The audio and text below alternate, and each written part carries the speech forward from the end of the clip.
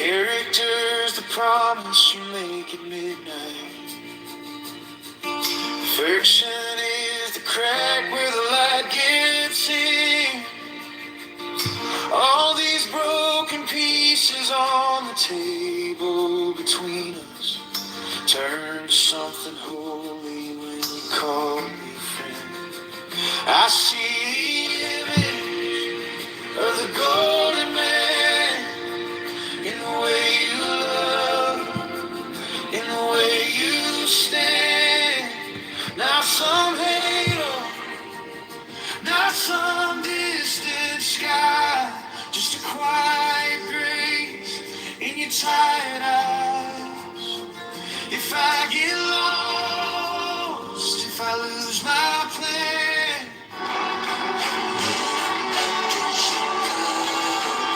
hello?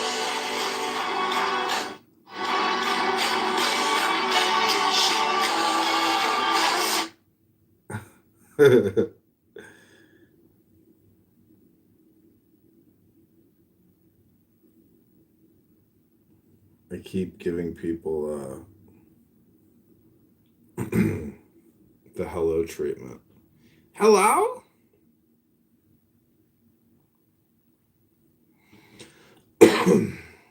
the heart of God in a human hand.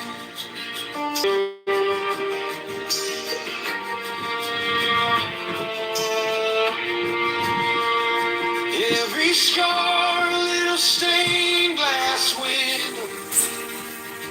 Every failure folded into prayer. If heaven has a face, I know it looks a lot like mercy here.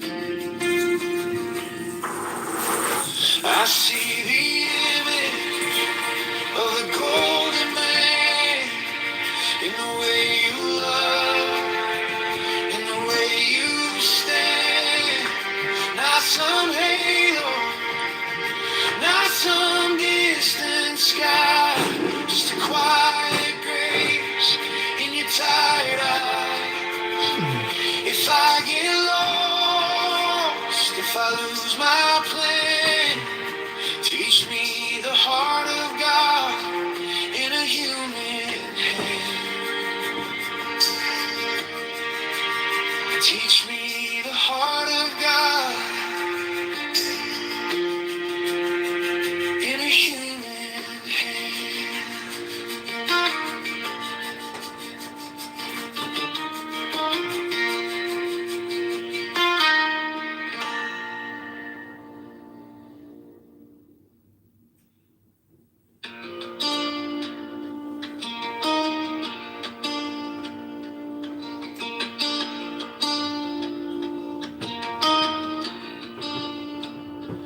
You said wisdom is in old man's hands.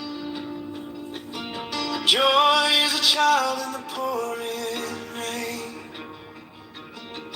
Beauty is your mother humming in the kitchen. Peace is breathing through the ache and the strain.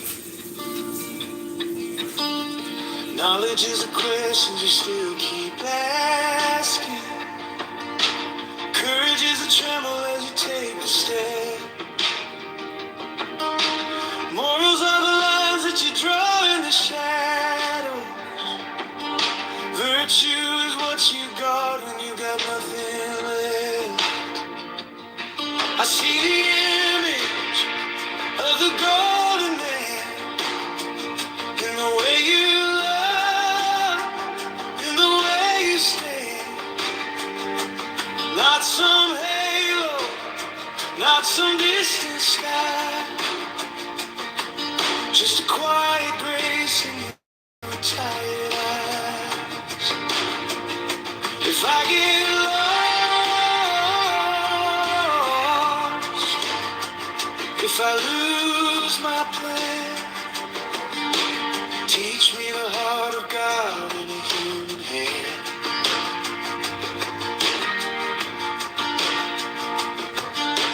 Character's a promise you make at midnight. Perfection is a crack where the light gets in. All these broken pieces on the table between us turn to something holy when you call me friend. I see the image of the golden man in the way you love, in the way you stand. Not some halo, not some distant sky, just a quiet grace in your tired eyes. If I get lost, if I lose my plan, teach me the heart of God in a human hand.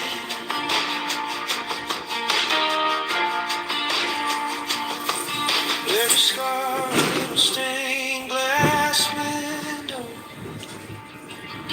every failure folded into prayer. If heaven has a face, I know it looks a lot like mercy here. I see the image of the golden man in the way you love, in the way you stand. Not some halo, not some distant sky.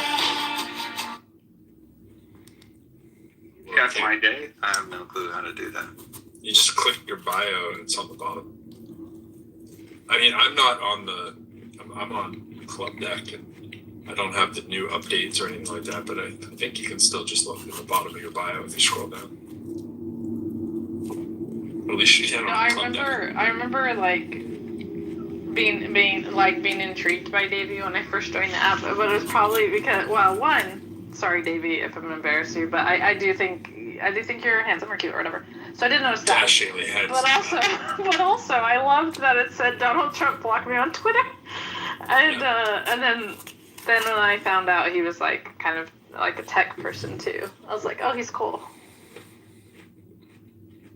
He's a creative technologist. Please address him properly. Please address him properly. What is this, an Irish bar? You guys don't ID here? What's that? I said, is this an Irish bar? You guys don't ID here? Hey, bro, can you see what I came on? Because I can't. Sure. I think I might have been 2021 or 2022. February 25th, 2021. I don't What have else? access either. Pro's like the only person with Wait, like where God does mode it show? on. Yeah, the date you came on the app. January 30th, 2021, Zachary. Rachel, March 14th, 2021. What did I say I was? June 8th, 2021.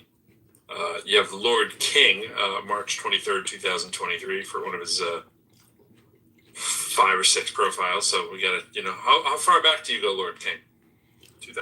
To the, right after COVID? Or, I don't know. When was that? 2019? And December 2019, maybe? Maybe February of 2020? Estimating when I said 4 or 5 profiles. I was just lowballing. Yeah, that's a while. But I thought I came on in 2020, but I did get off the app for a while. So I don't know if I deleted it and came back. I'm not sure. Yeah, that's like me on Twitter. I had like thousands of people on Twitter, and now I don't even pay attention. I think I might have like 1,000 people I follow, or I don't even know. I'd have to look. And I think it's in my thing. I can click it. Let's see.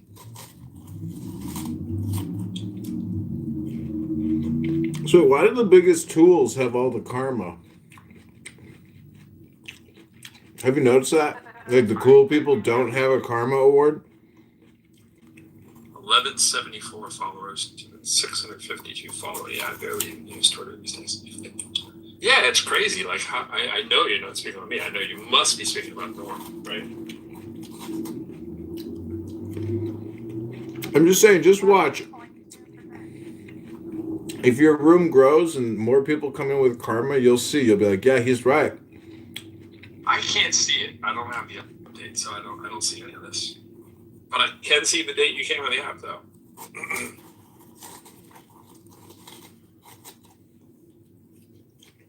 But when you're sitting lofty and real high in your status, you don't have to see. I've literally had probably like 50 Clubhouse accounts. Yeah, I'm not sure that's a plus. Why not? Like, here I am right now.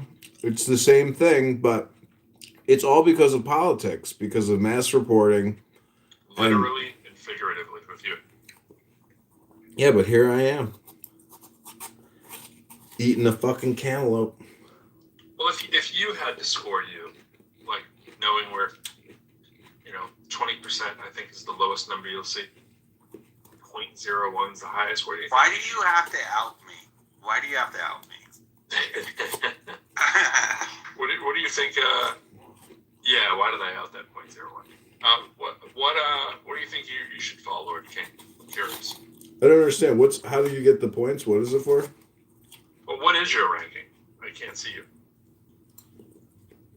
I don't know. Let me see. Is there something you new? don't know either? Top- Yeah, Top 10%. He's 10%. Pro, you're the highest in here. You're like 0.1 or 0.2. I'm 20%. So those Top are my 0.2%. Oh, wow. But I thought because Lord King was talking about it, he knew what I was talking about. No, I hadn't figured all this out yet. I just glimpsed at it recently. But you can see your score, right? Yeah. Okay. What are you again? Sorry. Top 10%? Okay. But what would you think you should rank? I don't know. I've given up on the app. I'm just here because I'm eating a cantaloupe. Right. But I am live streaming That's what does. multiple rooms right now to YouTube since noon. We are 11 hours into a live stream because I've reconfigured my house. I now have 4 recording studios of YouTube with Anon live streaming and getting thousands and thousands of views. And after this election is over, I'm going to rebrand it. I think I have a kryptonite for you. So if I start playing copyrighted music right now while you're in my room, No, it won't affect. No. Well, you'll get a copyright strike. No, no, because I can turn the volume down. I'm here right now. Ah, nice hack. Yeah, you show up, and you can't get hacked. Part of life is just showing up. I'll have to put my mind to this for like 28 seconds and come up with a way to crush it. Let me think about this. Well, there's report your page. There's always that. There's what else could give you copyright strikes? What a waste of time. I could put pictures, I suppose. No, that probably wouldn't. I don't think you need to be terrorist if you have pictures on the thing. And this app isn't that good for it. Music is the way to go. You're pro lyrical and you don't even know music is the secret key activator? Well, that's what I said. You came up with a workaround. What's up, dude, Agape? We're just kind of winding down, I did actually make a new song tonight. Nice. Well, I made a verse. Lord King knows I made a verse. I made a verse when I was at the gym. And then I had a verse from yesterday. And what I didn't realize is the verse that I was making with no music, I was just writing the rhyme as I was walking through the gym, went exactly to the right tempo of the verse that I did. So I did the first verse and then the other day. And then sure enough, it was the same tempo and vibe. So maybe I subliminally had the beat in my head. So it's pretty wild because I haven't written an acapella rhyme in a while. And it actually sounds like it could be a theme song, Rachel. I'm doing a terrible singing chorus where I'm going, made it out. So made it out, which is pretty funny. It sounds like a cult song. And I said, y'all weren't down until I made it out. But it really wasn't working. I was like, y'all ain't down till I made it out. And I didn't have anything for the hook, so that's what I started saying. So here it is. It's a little cheesy mix here, but that's right. Y'all ain't down till I made it out. That's nice. Y'all ain't down till I made it out. Jay Johnson, they're in Boston. The bro lyrical. That's nice. Yeah. That's right. That's nice. Yeah. Listen. Everything I do, you know, I do it Massachusettsly. Fill these loose leaves up. All these. I don't know. Is that him or is that copyright? I can't tell.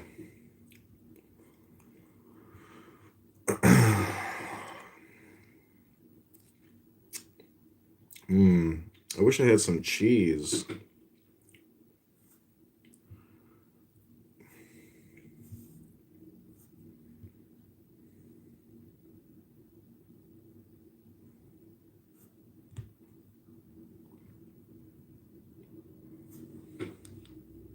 Okay, I believe there is no bloop bloop. So I'm an atheist when it comes to bloop bloop. Say that word again. I believe. Yeah, let's just say, well, okay. I said bloop, but No, but I'll I'm just saying you said I believe. That's yeah. So okay, let's do it like this. Somebody saying there is no God. Okay, that is historically what atheism has meant.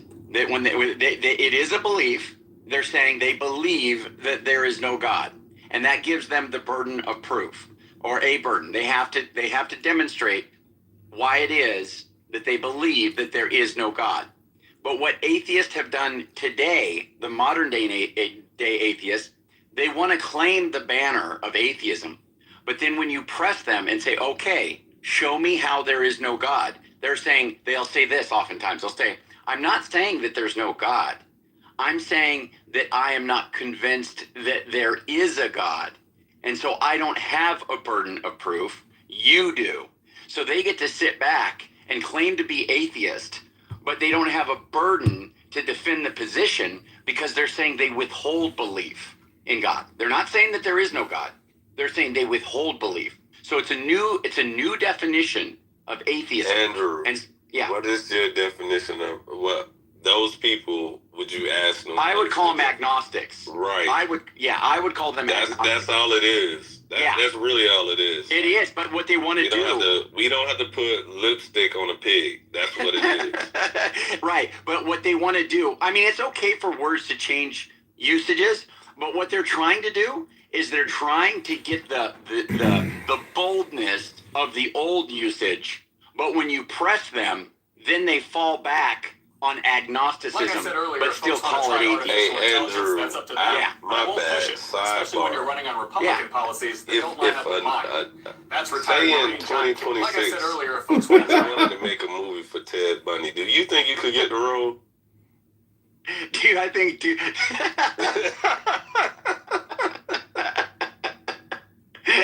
Maybe. Yo, I'm looking like I just look back at my phone and I'm like, yo, like I actually, to be honest, the reason I'm asking, I knew somebody that was related to me. You got family in Michigan? I don't. I don't think You might, man. You got the Ted Bundy chin and everything, man. Wow, was he liked by a lot of people? Yeah, he was actually. Ted Bundy had a lot of white women sending him fan mail. You know what I'm saying? Like, are you popular with the ladies? The white ladies, I mean. As a Bundy, as a Bundy, we do pretty well. You know what I'm saying? Andrew, I'm telling you, you're a split. As a Bundy. You should pull up a Without now, Ted Bundy had like the blonde, sandy blonde. He wasn't like a It's a true blonde. Bundy. But then I've seen movies where they give him a darker hair.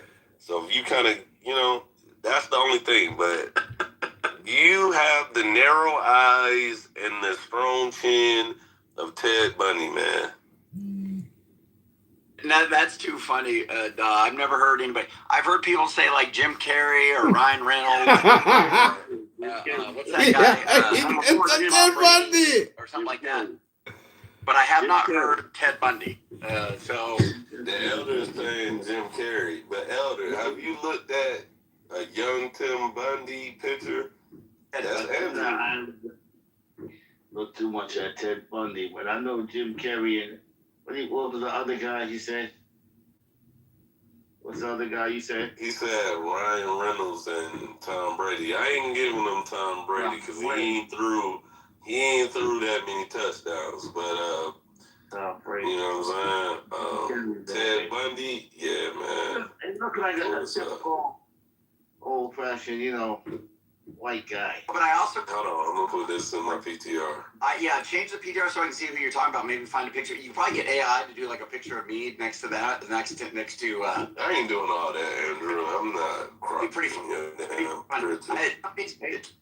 just gonna put this one up. Two people are on. What about him? So real quick, somebody in the chat said you. Two people are on the app right now. Hold on, Andrew. He's talking. Somebody in the chat said you support the LGBT community, especially trans, and hate Trump. Supporting Trump, and in fact, I voted for Trump both terms. Now I have mixed feelings about him. I don't actually know how I feel about him. I'm agnostic. Okay, I'm Trump right now. As far as the LGBTQ. Do I support them? Well, that depends on what you mean by support. I don't think people should. We got this motherfucker. I don't think roasted Andrew from the chat. I don't think roasted Andrew from the chat. The fucking barbecue party is starting. Here we go, Andrew. Here comes the Black American barbecue party. If what you're asking is, do I support them insofar as I'll use the pronouns that a trans person applies to themselves? Yes, typically I will. Uses trans pronouns. Because hello, madam. That I was hello, Mrs. What the trans community is actually doing when they say stuff like, he, they're male, she, when they say, they, I misunderstood what they were saying. I thought they were saying that they were female. That's not what they're saying. If they were saying that, they are delusional. Here comes the virus. And so most of the trans community would be against that as well. But that's actually not what they're saying. What they are saying is... and Andrew, my bad. PTR. Okay. Let me look. Andrew is Ted Bundy. Andrew is Ted Bundy.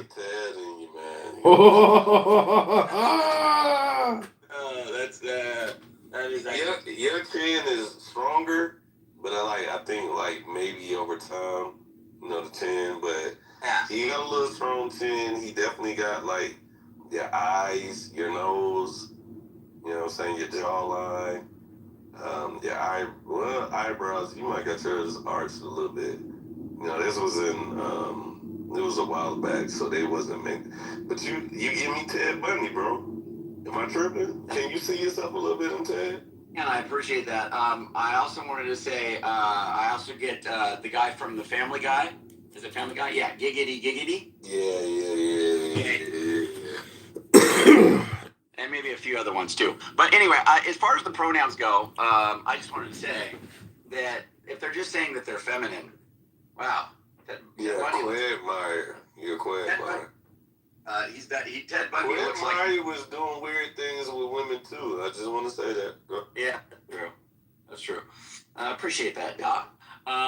Somebody on here there are two different people on here have pictures of me with Epstein. So, with that Jeffrey Epstein, I'm side by side with him. So, I've got some big fans. Everybody's with Epstein these but days. As far as the affirming the pronoun stuff, look, they're just saying they're feminine. So if it's a male and he says I'm a trans woman, they're just saying they're feminine. And I don't have a problem calling them she or her because that's what they're saying. That's all they're saying. They're saying they're feminine. They're not saying they're female.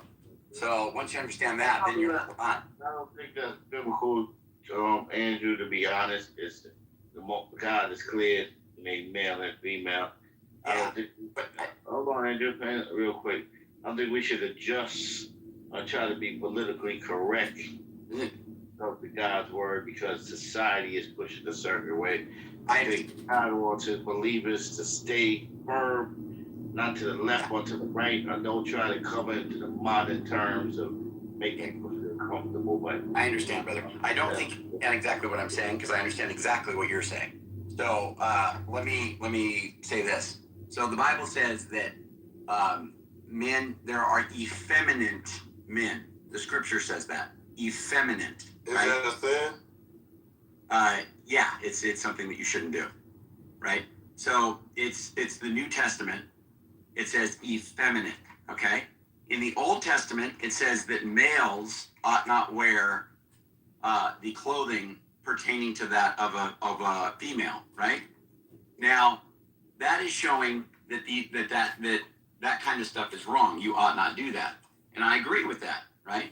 Now, the effeminate, that's a word in English that we use to understand maybe males who are acting very flamboyant, and they're probably on the receiving end. Hold on, Andrew. Hold on. Yeah, what? Can I finish my statement? Nah, nigga. What you talking about, bro? What's up? Why are you interrupting me, brother? Because I could do it.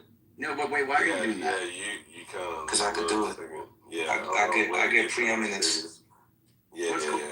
Y'all had hundreds of years in this country. Nah, hey, let Esau finish. No. Decent in order, brother. Let Esau finish, and then you can try to explain. Thank you, D. Thank you, D. Can I finish? Can the white man finish? Do you find yourself in the audience? Don't do that. Hold on, wait. I just wanna I'm just looking at the text. You can move me down. I mean, who do you think you talking to? I mean, no, hold on, D. This nigga's weird, bro. What is going on right now? No, I wanted. Hold on. My bad, Andrew. It's just like I'm gonna be clear. Second class. Yeah, I was hoping y'all could have a conversation, but if not, yeah, we'll get back.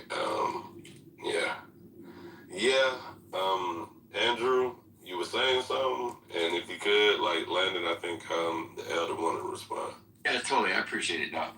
So all I'm saying is this: when somebody, so look, the New Testament says effeminate, right? Now it's typically talking about like males who are like engaged in the receiving end. I mean, there's different ways of interpreting that, but the receiving end of a homosexual relationship, like the feminine partner, because if you typically notice homosexual relationships, you have a feminine and masculine kind of dynamic usually. It's kind of interesting. That being said, effeminate men are not, it's not a good thing, right? But here's the thing, Elder. They're called effeminate men.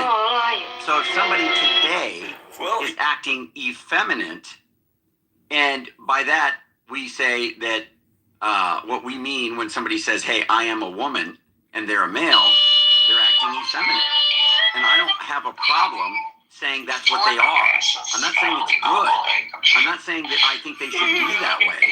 But if there's somebody who is drinking alcohol and they're a drunk, If it's a new building, I'm going to call them a drunk. It's what they are. Doesn't mean I support it. Well, you If already somebody's a took drug the first addict, step, which is asking I'm a gonna say they're a question, drug something addict. other people I'm not won't gonna do. say They won't I bother. support How it. do you start a It just means refinery? I'm I gonna don't call them know. what they I don't are. have money. So A if bunch of somebody excuses, says but you didn't that have that. You asked the they question. are a Guess male, what? I'm here if they answering say it. I The am right way to go about it in business is to start woman, strong. they're This saying that they crucible are can't be effeminate. okay. So I And if will you take confirm some that scrap copper and because ask that's AI what they how are. you can I'm refine not it, saying you it's can good. use the That's chemicals, the you point I can was use a making. flame, Hopefully that you makes can practice, you can make small little bars, you can take little jobs of a little silver once you're ready for it, refine it for clients ready to be an apprentice, work for free, then take on bigger clients and use that money to reinvest into your business by buying bigger equipment and going on a higher scale. That's real business, that's real life. Okay, taking small steps that lead to bigger ones safely without risking anything. Other people might tell you take a big loan, do a bunch of bullshit. Certain people. You are senile, At the end of the day,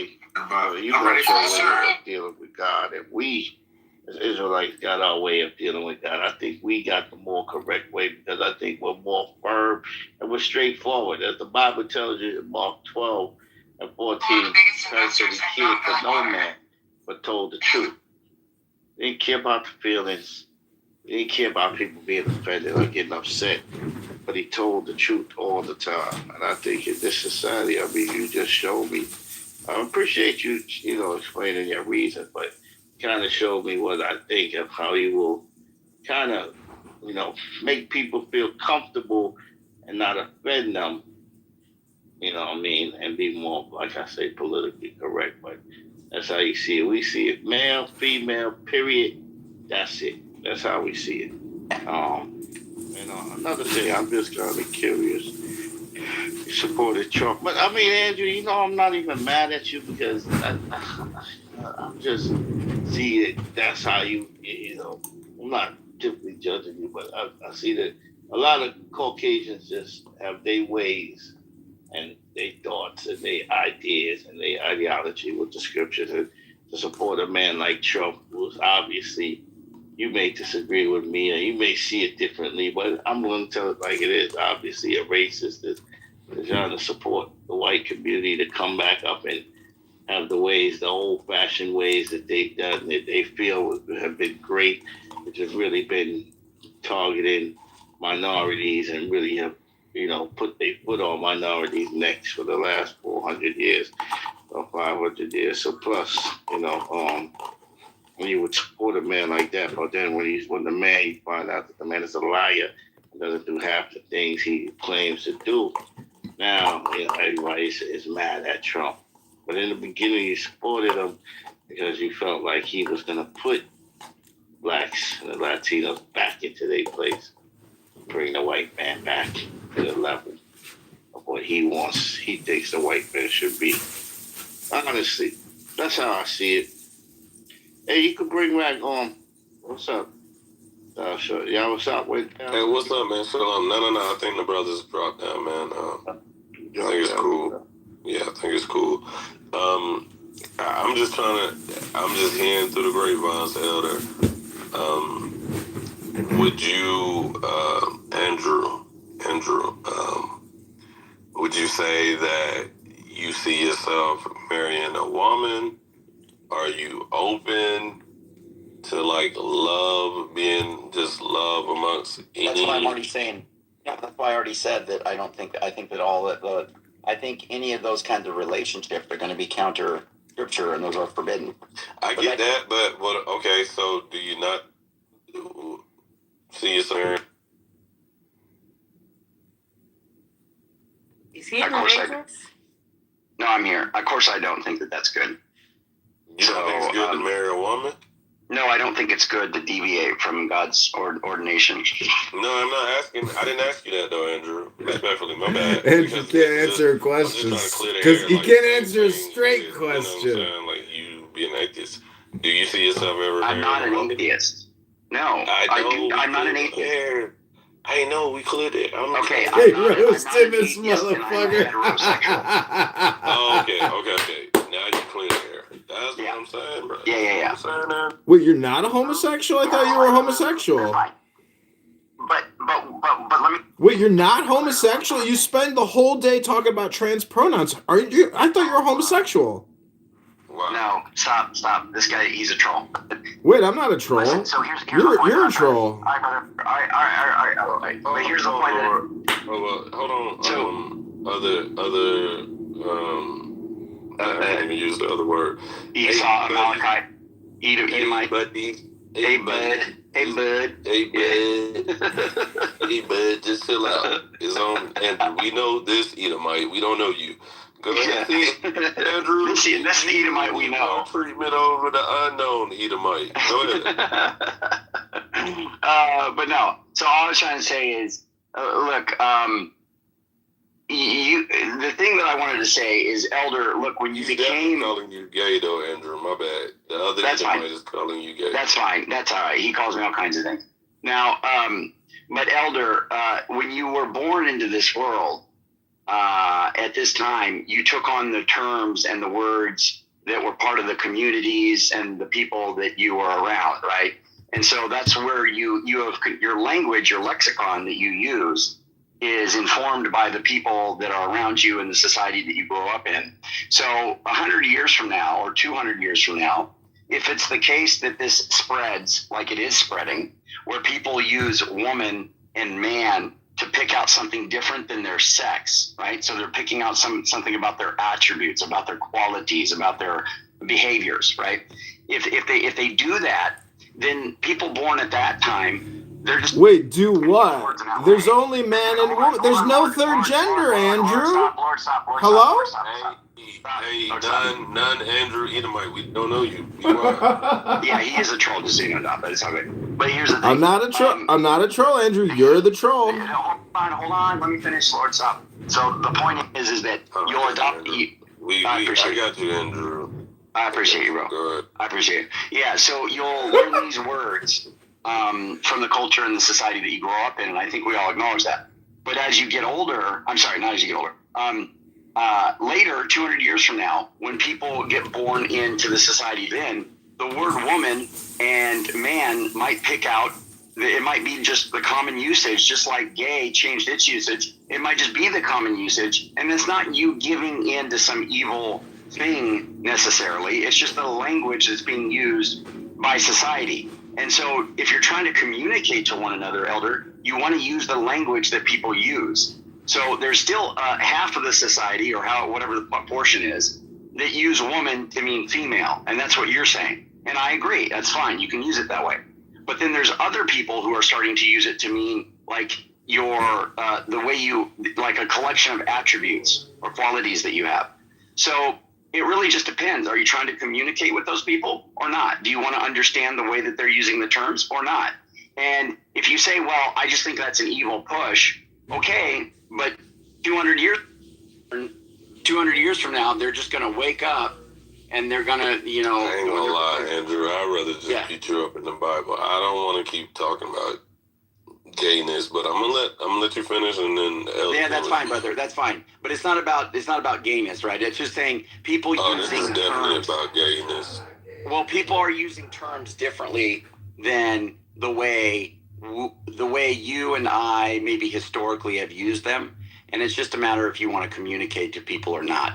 If you don't want to speak the language that people are using in your society, you don't have to. But if you're trying to communicate concepts, then you have to understand how they're using terms. That's the only thing I'm saying.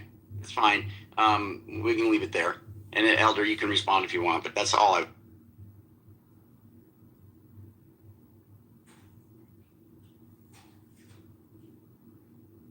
Yeah, the Elder might not. He didn't want to talk about gayness too long, maybe. Yo, Andrew. Yeah. Go ahead. And you saying 200 years? I don't even believe this place will be around 200 years, but that's another story. But I'm not even really interested in communicating with somebody that can't even see that type of level of what is significance and importance of keeping it male and female, because this is what society wants to push. It's what they want us to do. Where does it stop? Where does it stop when we can't identify a male and a female? Like, if I can't have a conversation with somebody, I have to switch terms with somebody for that. And I'm not really interested in trying to convince that person or even have a conversation with that person. But obviously you and me think differently. And that's another thing. Well, Don Shakur can get into that. But Andrew, to be honest with the atheists, and I know that conversation came up before with you. I think I had a conversation with you about that. I mean, the scriptures tell you in Psalms 14:1 that the fool has said in his heart, there is no God. And then there's another scripture, Romans 3:3, it says, "For what if they don't believe? Should they unbelief make the faith of God without effect? That God forbid, will let every man be a liar and God be true." I don't think it's our job to convince anybody the existence of God. I believe we're messengers, and that's what we do. That's on God. Scripture say, let every man be persuaded in his own mind. You know what I mean? Some people's not going to be convinced of God just for their own reasons sometimes. And they don't want to believe in God. So, but yeah, I don't think it's our job to convince people of God. It may be, we want to go out there and it may be an exciting conversation, but it's really a conversation that's not meant to be by messengers of God. Messengers of God has clearly put out a message to the people that God says in the spirit will hear.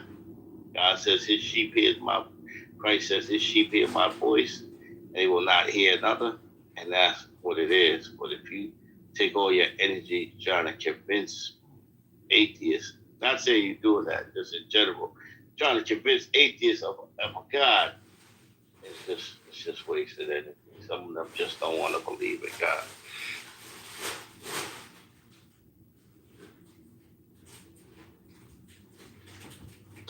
Hey, Andrew, quick question. Y'all just made me think of something. Andrew, you there?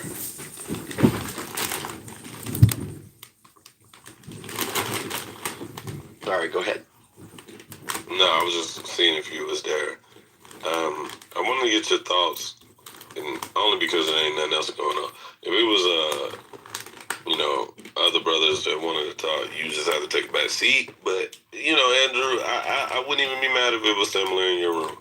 Even though, like, normally you let me talk in your room. So, I will say that about you.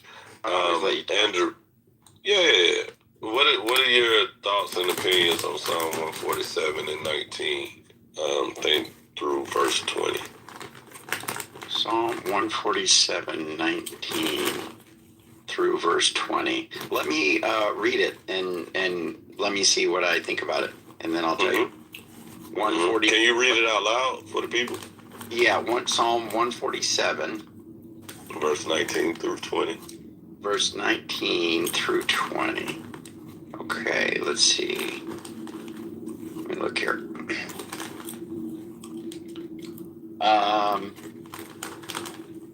Let me look here. What made me think about it, Andrew, is just you're okay with assimilating culturally with, like, the fact that you have men that want to be called women and women that want to be called men, and then the elders like, nah, I can't really do that. And it made me think about this verse. But go ahead. Okay. Can you read that? Yeah, he declares his word to Jacob, his statutes and rules to Israel. He has not dealt thus with any other nation. They do not know his rules. Praise the Lord. What's your thoughts on that? Yeah, I think that God was working with Israel directly. And as far as the other nations or any groups outside of Israel, they weren't given his commandments directly. Now, there were still laws that they were being judged by, which it seems like there's some sort of awareness that they shouldn't do things like murder and things like that. So I wouldn't say that God's law, at least on a basic level or on some level, wasn't understood by other groups around the world. But I do think that there are specifics that they weren't aware of. God gave statutes and commandments and ordinances to the Jews that were very specific to the Jews. It doesn't say Jews right here. Yeah, well, when it says Jacob, it's talking about Jacob and his descendants, right? Are all of Jacob's descendants Jews? Well, they're all going to be Israelites. So they're not all Jews, right? Well, look, I think the New Testament, you and I probably disagree on this. No, before you go there, we're in the Old Testament. No, I understand. Is all of the descendants of Israel Jews? And if you could point it to me in the Old Testament, then I may believe you. Well, it's fine. I won't use the term Jew because that's going to get us hung up. Israelites. Right. There you go.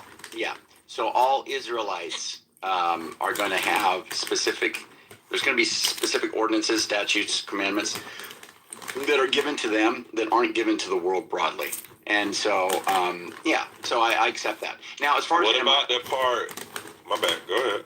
As far as am I okay with assimilating or being in a multicultural place, to be quite frank with you, I'm somewhat of a Christian nationalist without any of the kind of, I don't know, I'm not necessarily on board with the white supremacy stuff that I guess historically... It's okay if you are. I'm not even going to be mad about that. Well, no, I know.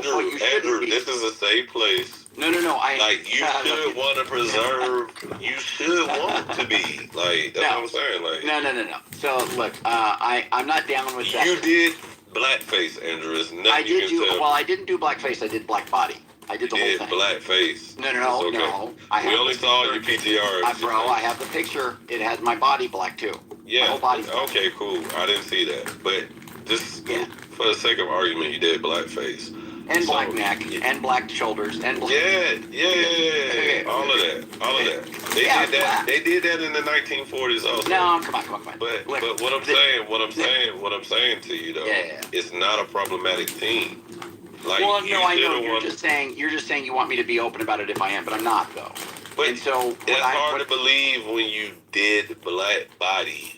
Like, I did do that because I don't mind racial humor. I've never minded that.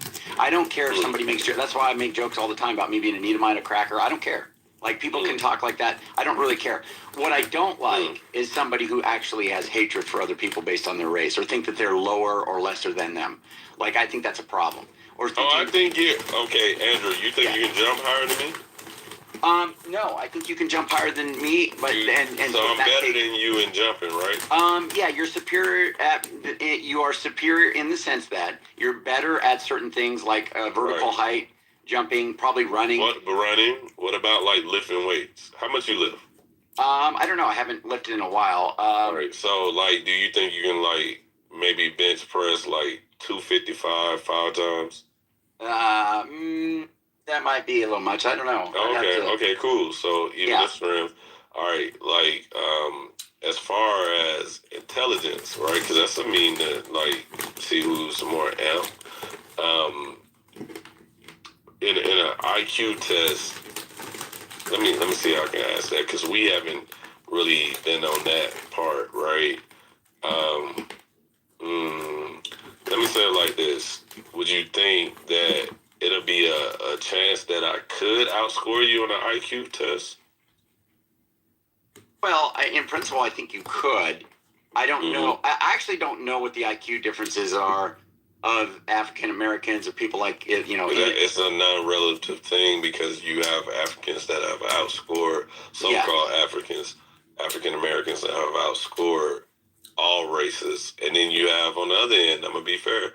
You have, I think the highest is what, 255, and I think that was someone that was German or Dutch or somewhere in that. It might be your people. So, well, wait, just, I just wanted to say real quick, I think on an individual basis, any member of any group could be better than any other group. A particular member, but on a whole, on average, I think on average, if we don't have systemic racism in place that you're failing to realize, it's nothing. We would smoke our boots every day of the week in anything. Let me just say anything. There's nothing you can name me that there's nothing that you can name me that inherently, quote unquote, white people are better at. Okay. Outside of mass murder. Now hold on, wait. Let me clarify myself. Mass murder, y'all got that. Okay, what about genocide? Y'all got that. What about not getting pulled over by the cops? Y'all got that too. Y'all got that. See, I'm correct. Andrew just got you, man. Okay. But see, what about? Then I'll flip it around. Then if it's who done it, who get pulled over more, then we win. And you're good. You're right. Well, actually, you already dealt with it when you said if it wasn't for systemic racism, because you would say that it's the racism that's causing you to get pulled over more anyway. So the only reason we're even better at that and not getting pulled over is because of racism. That's probably what you would say. So it's fine. I hear what you're saying. Let me just say this, Doc. I don't really care about like people being better at certain things or better at certain activities or more advanced or have better qualities in certain areas or maybe they're more compassionate or kinder or stronger or faster or blah blah blah blah blah. This is Taco Bell. My issue is this: it doesn't matter. Every person has the same value that another person has. So somebody who has Down syndrome, and they're born of a particular race, whatever the case may be, let's say a Somalian, okay, and they have Down syndrome, versus somebody who is wealthy and brilliant and they're white, those two people have the exact same value in my eyes. That's not true. And now you're just living in la la land. No, not at all. I'm going to tell you why. That's not true. They don't have, and it's okay to say the truth. Okay. They don't have, societal wise, they don't. Because one needs support from society. Another one doesn't and perpetuates and dictates how society goes. So someone that has oil or is a oil typhoon, he's dictating the prices of oil and gas. He's doing that, right? He has a say in that. Someone with a mental issue, they're leaning on people to be compassionate and understand that, you know, they need caring and love. The other one doesn't need care and love, and they're not even worried about care and love because they're going to move society to benefit, and they should. That's what I'm trying to tell you, Andrew. I'm not mad at that. You should want for your race to thrive and prevail. The only issue is when we get into the Bible, that's not the case, and that's why this whole white guilt thing doesn't work with me. So, back to the Bible. In Psalms 147 and 19, you went to some, but you glossed. So, as he showeth his word unto Jacob, can you show me a Bible verse where he showed his word outside of the progenitors of Jacob? Can you show me a verse where he showed his word to anybody outside of that? In the Old Testament? No, anywhere. Well, those that aren't, those that do not have the law, they do the law, they are a law unto themselves. That doesn't work, because if they do the law unto themselves that doesn't have the law, this doesn't answer my question. Can you show me in the Bible that God showed his word unto any other people group outside of the progenitors of Jacob? That would mean Abraham, Isaac, and then Jacob, the man name changed to Israel. Can you show me any other people group that God gave his word, laws, and statutes and commandments to? Well, I think the law of thou shalt not murder is written directly on people's hearts by God. So I think, can you give me a book, chapter, verse that says that? Well, there's going to be two things that I'd appeal to. So one would be no, that's not what I'm asking you. And I hate. Hold on, wait. I gotta use yes or no. No, there's I can give you a scripture that talks about the law being written on man's heart. Okay, and then man pertaining unto who? Well, you're going to try to tie it to Israel, but it's not really. No, just read it. Go ahead. Okay. My bad. Read it and let's get into it. Bear with me. Well, give me a minute then.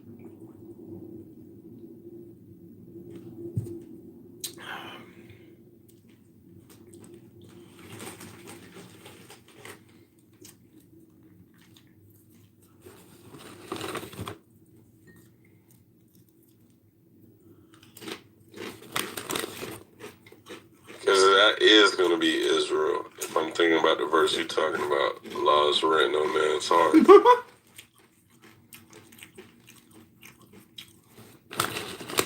Andrew already knew. How did he know? I don't know any other group or nation the law was written on their heart. Maybe he's going to show it. I'm willing to be wrong.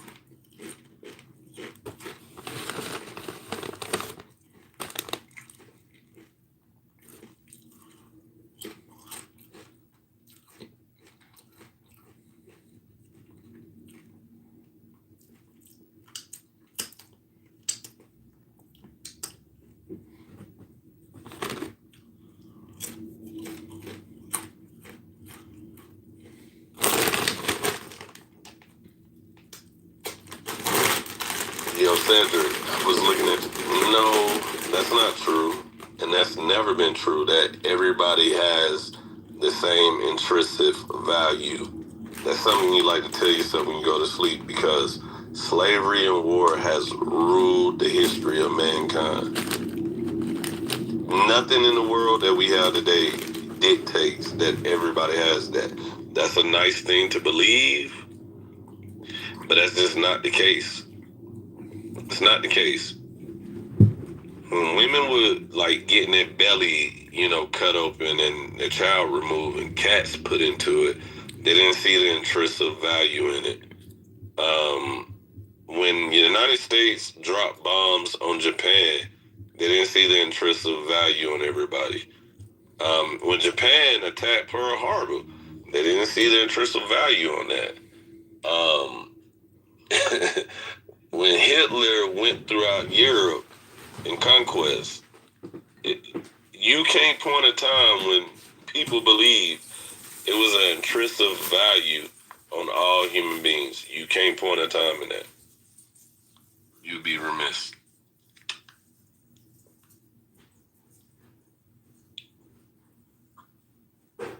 Andrew, you there? Yes, I am, but bear with me here, brother.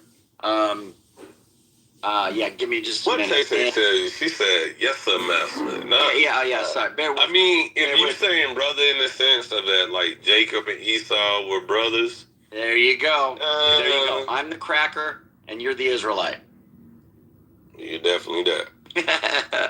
You should invite up Cedric, and you should invite up. No, I don't like when you do that, Andrew. You do that weird shit.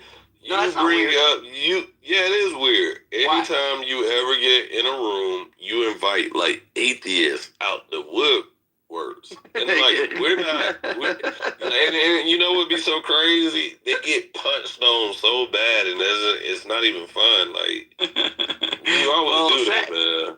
Cedric isn't. I think he's like a. I think he's like a theist. I think he's not a Christian, but or an Israelite. He might be an Israelite. He believes in Zeus and Thor. Yeah, that's what I thought. He's agnostic. That's what I thought he was. Yeah. But you always invite them. Like I think you think that they can make a point. Like I think you believe we can't argue with you. Like, and when I say argue, not like we gotta like but I think you think like we can't make a point with them, and I always stump them out. Every time you do that, they get stumped out. It's not even fun. Like it's not even a thing no more. Maybe you gotta get Muslim friends or something. They're gonna get stumped out too. But your atheist friends have never made a good case in any regard. So, well, there's a Muslim on here. He told me he came in, right, and we were doing a God room, and I was like, hey, whatever his name was, I'm like, hey, what's the best argument against atheism? And he said, I've come to the conclusion that if you're an atheist, you're actually retarded. He's like, so I don't give arguments to atheists because they're retarded. And then he also said, and like in the regard of debate and like having a conversation, I think it is kind of off. But my personal feelings aside, I can have a conversation and we're just gonna talk logically. Like we're gonna really dive into what again you believe because you can't prove it. But I think like what happens is people that's in theology or believe in a God, whatever you want to title that, it feels like the person is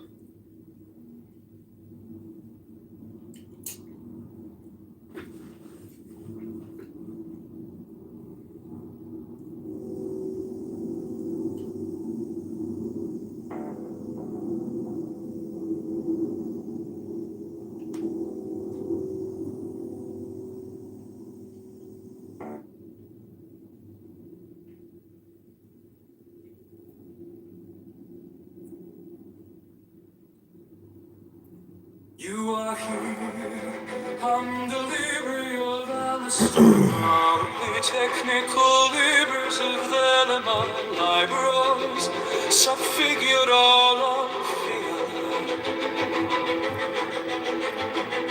Trace Liberos, Subfigural, Thank you, Airman. Side bar, Metadata.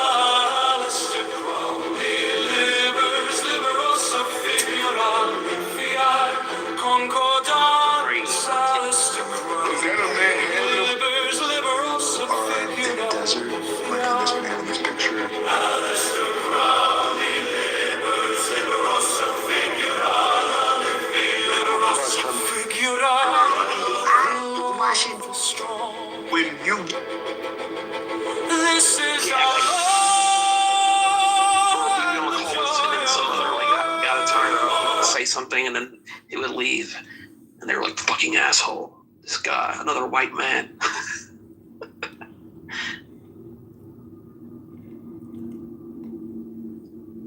Yeah, they do that. That's so much years of propaganda, right? They get that from the media, and then they take that out in real life, and they just think that, like, if any white man says anything that sounds any sort of, like, kind of disagreeable or whatnot, it's an automatic attack on their black skin or their whatever skin, right, from the white man.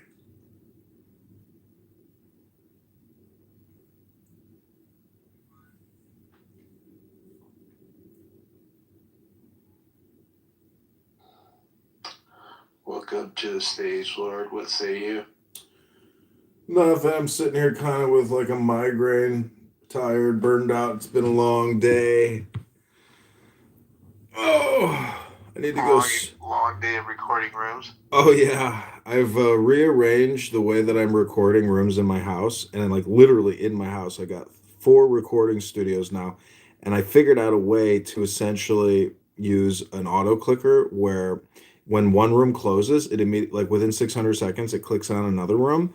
So it's like fully automated live streaming clown house. Oh no! It's pretty cool. Any chance you could block my rooms from your stuff? Like I can. It's Anon, and I don't even monitor it anymore. It's fully automated. But I'm not the only one recording Clubhouse. So it's on its loop. Yeah, that's a great question. Do you know others that are? Yeah, I get text messages from people live streaming rooms on YouTube now. What does your therapist say about this? He says, do you consider it artwork? And I go, absolutely. He says, well, then congratulations. I'm not much of a critic, but, good luck to your art endeavors, Andy Warhol. And I say, well, Andy Warhol was bald. He wore a big wig. Should I get an Andy Warhol wig, doctor? And the doctor says, if you want to look like Andy Warhol, hello? But I got to ask you, I can only take this app in small doses. How do you take such big doses every day of this app? I don't. That's my point. I siloed myself out. I now literally just want to read books, play music, and live stream Clubhouse below me, so I don't have to hear it. I don't want to listen to the rooms anymore. That's true, Joe. I've seen him where he's actually reading a book, and Clubhouse is just going. So okay, so you've got to a point where you've tuned it out. And you're just continuing to live your life. However, continuing to record all the crazy ass terrorist talk. It's that's quite. I mean, you're a genius in a way. Lord, you're gonna get a passive income from YouTube soon. Yeah, one of my accounts is about to get monetized. Wait, but you have to reach a certain amount of threshold of followers. Have you reached that yet or no? Yeah, I hit the followers, but I haven't hit the public watch hours. How's that possible? It's so hard. I don't know. Streaming 24 hours now. I think, what's the title of this room? Oh, okay. Well, I don't want to say there's like reverse racism going on at YouTube, but like I'm definitely, just like anybody who has conservative takes, you're like deplatformed, deneutralized, or neutralized. Like the algorithm just does not favor my content. It wants to provide family-friendly content. Not, concrete and chillism lecturing and screaming profanities at jazzies all morning long, It's just, how do you monetize brain rot? I don't think you really can. And it's so vulgar and so profane. It's very difficult, but, I'm just thinking that the algorithm is going to eventually just say, okay, this is all incoherent, schizophrenic, garbled, gerbil, nothingness.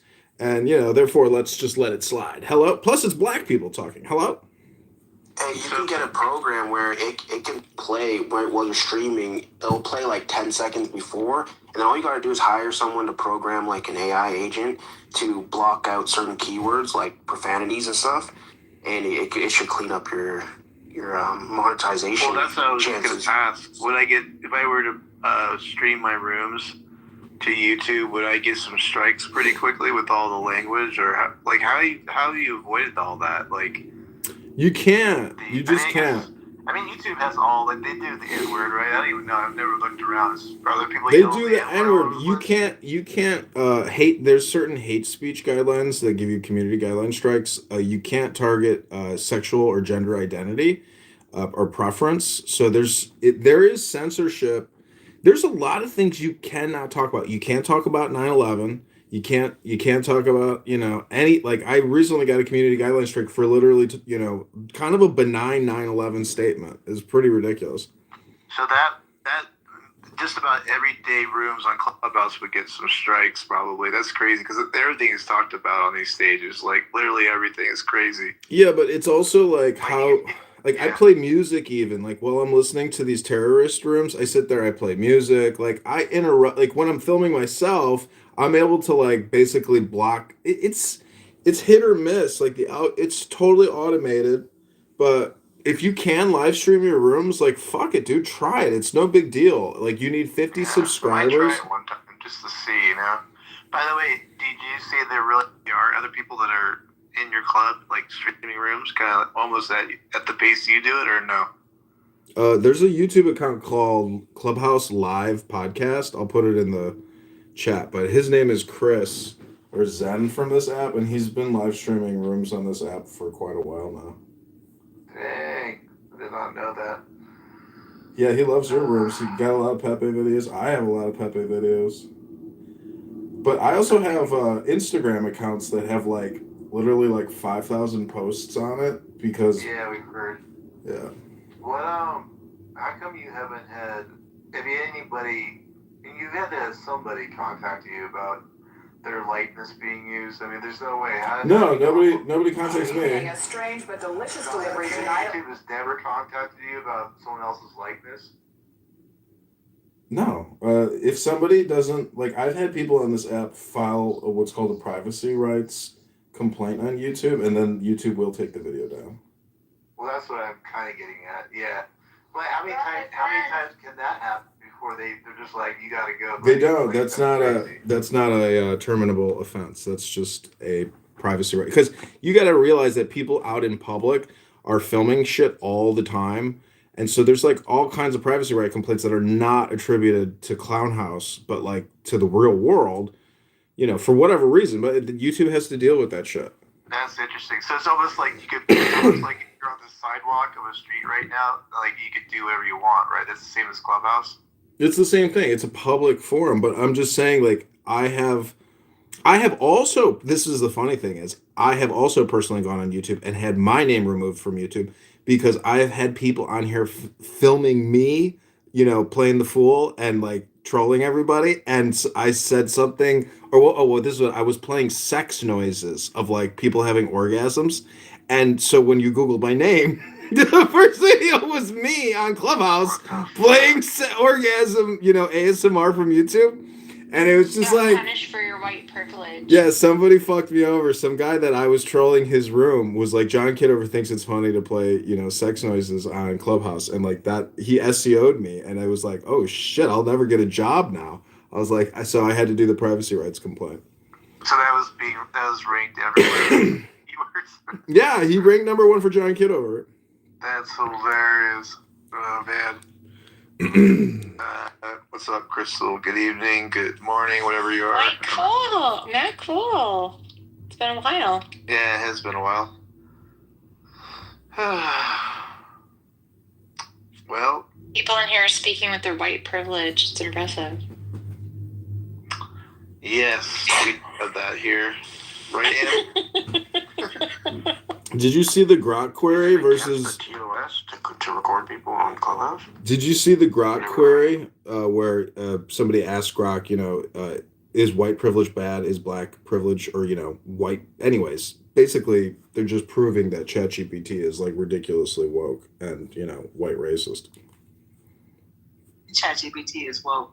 Explain that, because ChatGPT will tell you that it is required. It's programmed to uphold the colonial narrative. So where is woke involved in that? It's a test they ran. You can go to Elon Musk's X account. Pepe? Shit.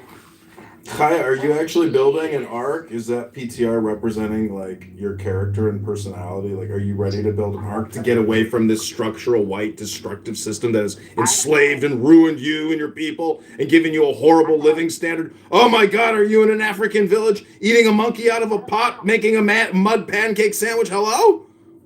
I don't feel none of that shit, but I love that you said that because I've been on that shit. That's not me. And if you've heard me enough times on stage, you know I don't subscribe to any of that dumb shit you just said. My PTR has more to do with the rooms that I'm in on Clubhouse because And Noah was black and he had dreads. My PTR has everything to do with some rooms that I'm in because I've been on Clubhouse for 5 years, and so I've switched my PTR for a number of reasons depending on where I am on Clubhouse. So it's not a reflection of me; it's a reflection of where I am in rooms. But was Noah black though? Want to digest that? No, it's back to your question. Let's digest that for a second. Let's just digest that for a second. God's the first thing God said is, "Let there be light," and then I guess the assumption is that He then made Adam and Eve allergic to that light and allergic to gravity. That's the ideology we want to run with. So now God's children need to be under clouds, or they need sunscreen in order to survive. And that's not a reflection of all humanity. It's a reflection of some humans on the planet Earth, a minority of humans on the planet. But you know, all humans come from people who were allergic to the light that God created and allergic to their to the gravity. They had an allergy to the light. An allergy?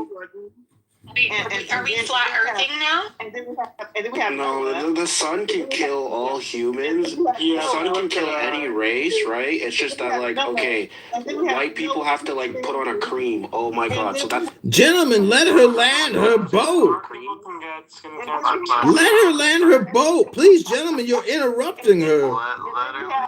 Let her land her art. Are we allergic to flat earthing, to gravity? And then we have Noah and his family who are also allergic to the light. You know, let there be light. Who's allergic to the light? Who has to wear umbrellas eventually as soon as they get off the ark. And then somehow they create full screen.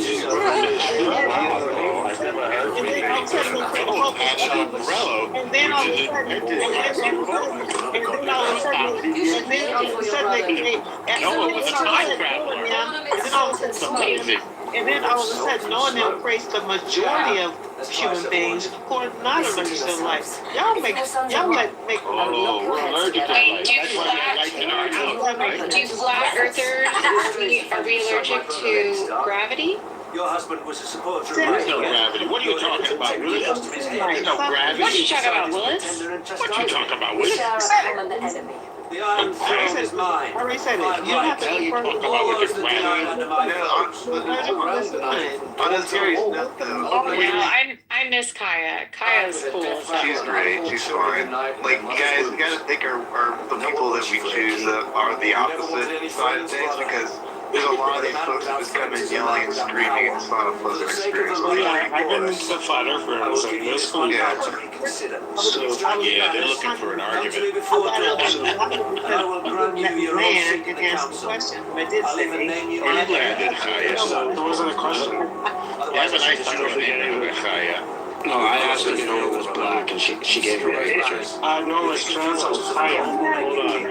I don't even think she realized what a clever question that is, because Noah's 3 sons is what lead to the population of the entire earth. His son Japheth is credited for the Europeans. Shem is the Semitic, Middle East Asians, and Ham, his lineage is the Africans.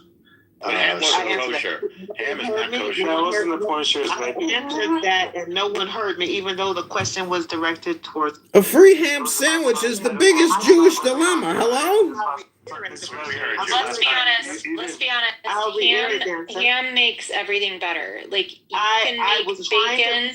I responded that's to not that kosher. With a duct tape of food. Because when I tried to answer the question, everybody came off mic. So after I said Adam and Eve were allergic to the sun, that means that Noah was also allergic to the sun. But how then, if Noah, and I said, Noah could not have been the father of all humanity if the majority of the humans on this earth are not allergic to the sun. It's only a scant number of people who are allergic to the sun. Nobody's allergic to the sun. Kaya, why are you coming for those of us Irish people that I'm talking about? Can I land my point? But how did white people survive? Nobody is allergic Until the point sunscreen was invented. All right. And I'll make my point. There was no way that Ham, Shem, and Abednego could not have been an even distribution. It was Abednego. It couldn't have been Abednego. I know. It couldn't have been. It's a family joke. It couldn't have been an even distribution from Noah with all these different tribes, Ham, Shem, them things, other things. If all did Noah like everything bagels or puppy seed with his coffee in the morning? I do not like green eggs and ham. I do not like them. Unless Noah had 3 different wives of different ethnicities, how did she produce 3 children of every culture? All the other tribes don't need sunscreen, but one of them does. Nobody needs That's a sunscreen. problem. Kaya, how did Noah make? No, bro. I'm serious when I ask this question.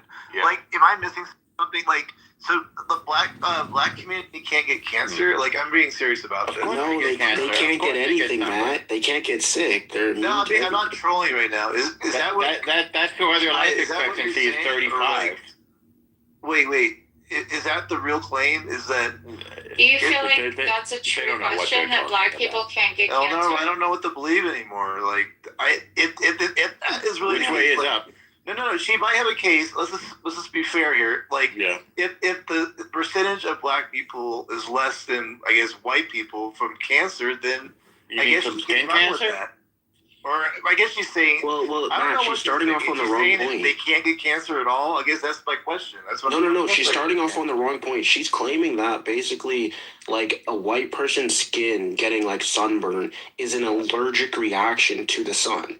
Now, is there any people that work in the medical field that would classify that as an allergic reaction? The sun, everybody has melanin. Breaking news bulletin. And the sun potentiates that melanin. And even black people will get darker in the sun. So It's melatonin cells, melanocytes. Melatonin deficiency is the technical definition of a white man. I know melanoma doesn't discriminate. Black people can. it does not. And by the way, black people wear sunscreen as well. But black people age better than white people. Let's be honest.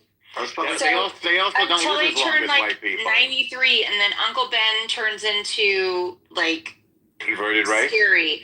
Oh. Scary, yeah. A wrinkly old peach. Like they stand strong. Like melanin is a protector of aging. Sure. To a point. They get skin cancer. I agree with that. That's why I put in my coffee. What'd you say? That's They why get coffee skin is cancer brown, what? by the way. It has a lot of melanin, so it's good for you to drink coffee. Yeah, but you can't turn black with coffee, so stop. It'll just go Oh, through your. Sure you can. Of course you can. What are you talking about? Toilet. Why don't we spend more time talking about the purple people, the green people, the pink people? I don't care about no white people, black people, brown people. I just care about the blue people, the purple people, the transracialists, and the transsexuals. Hello? Can you deny if I want to identify as a caffeinated white person who wants to be known as a caffeinated black person? Can you deny that? No, that's racist. Cannot. And if you drink tea, you could become Asian. That's also a fact. That even means crystal. Stop. Kaya, did Noah have to make an anchor on his boat, or did he not have to make an anchor for that big ark? Have you ever put a big anchor inside your ark? Hello? We're workshopping this material, I think, Lloyd. Wait, I don't understand. So Noah applied sunscreen or had an umbrella when he got off the ark. Tone. He had baby oil for the tent when he raped his sons. Facetious, so it's fine. Why in that movie did they show Noah raping his sons after getting drunk on wine? There was a movie with Russell Crowe. I thought it was a very good movie. That's Darren Aronofsky. I don't think it's that good. He's from Brighton Beach, though. But I said good, not Okay, all right. So, Why did they have the Irish guy from The Departed play the bad guy? On a scale of like, I'm sorry. All right, where are we going with all this? Does anybody want to talk about? Maybe we don't. I know Joe probably does. Any thoughts on the Supreme Court decision? Fake news, clickbait. You have Ann in the room. I give them credit for their independence. I like Amy Coney Barrett. I think she's the greatest public intellectual we have. I think she's a genius. I thought Jackson was the greatest Supreme Court justice. No, I'm sorry. I have to disagree with you. She's the worst of all time. She's an idiot. That's what a lot of people too. Wait, how dare you? How dare you? Joe, what's your take? You've been wanting a current event for days on this app.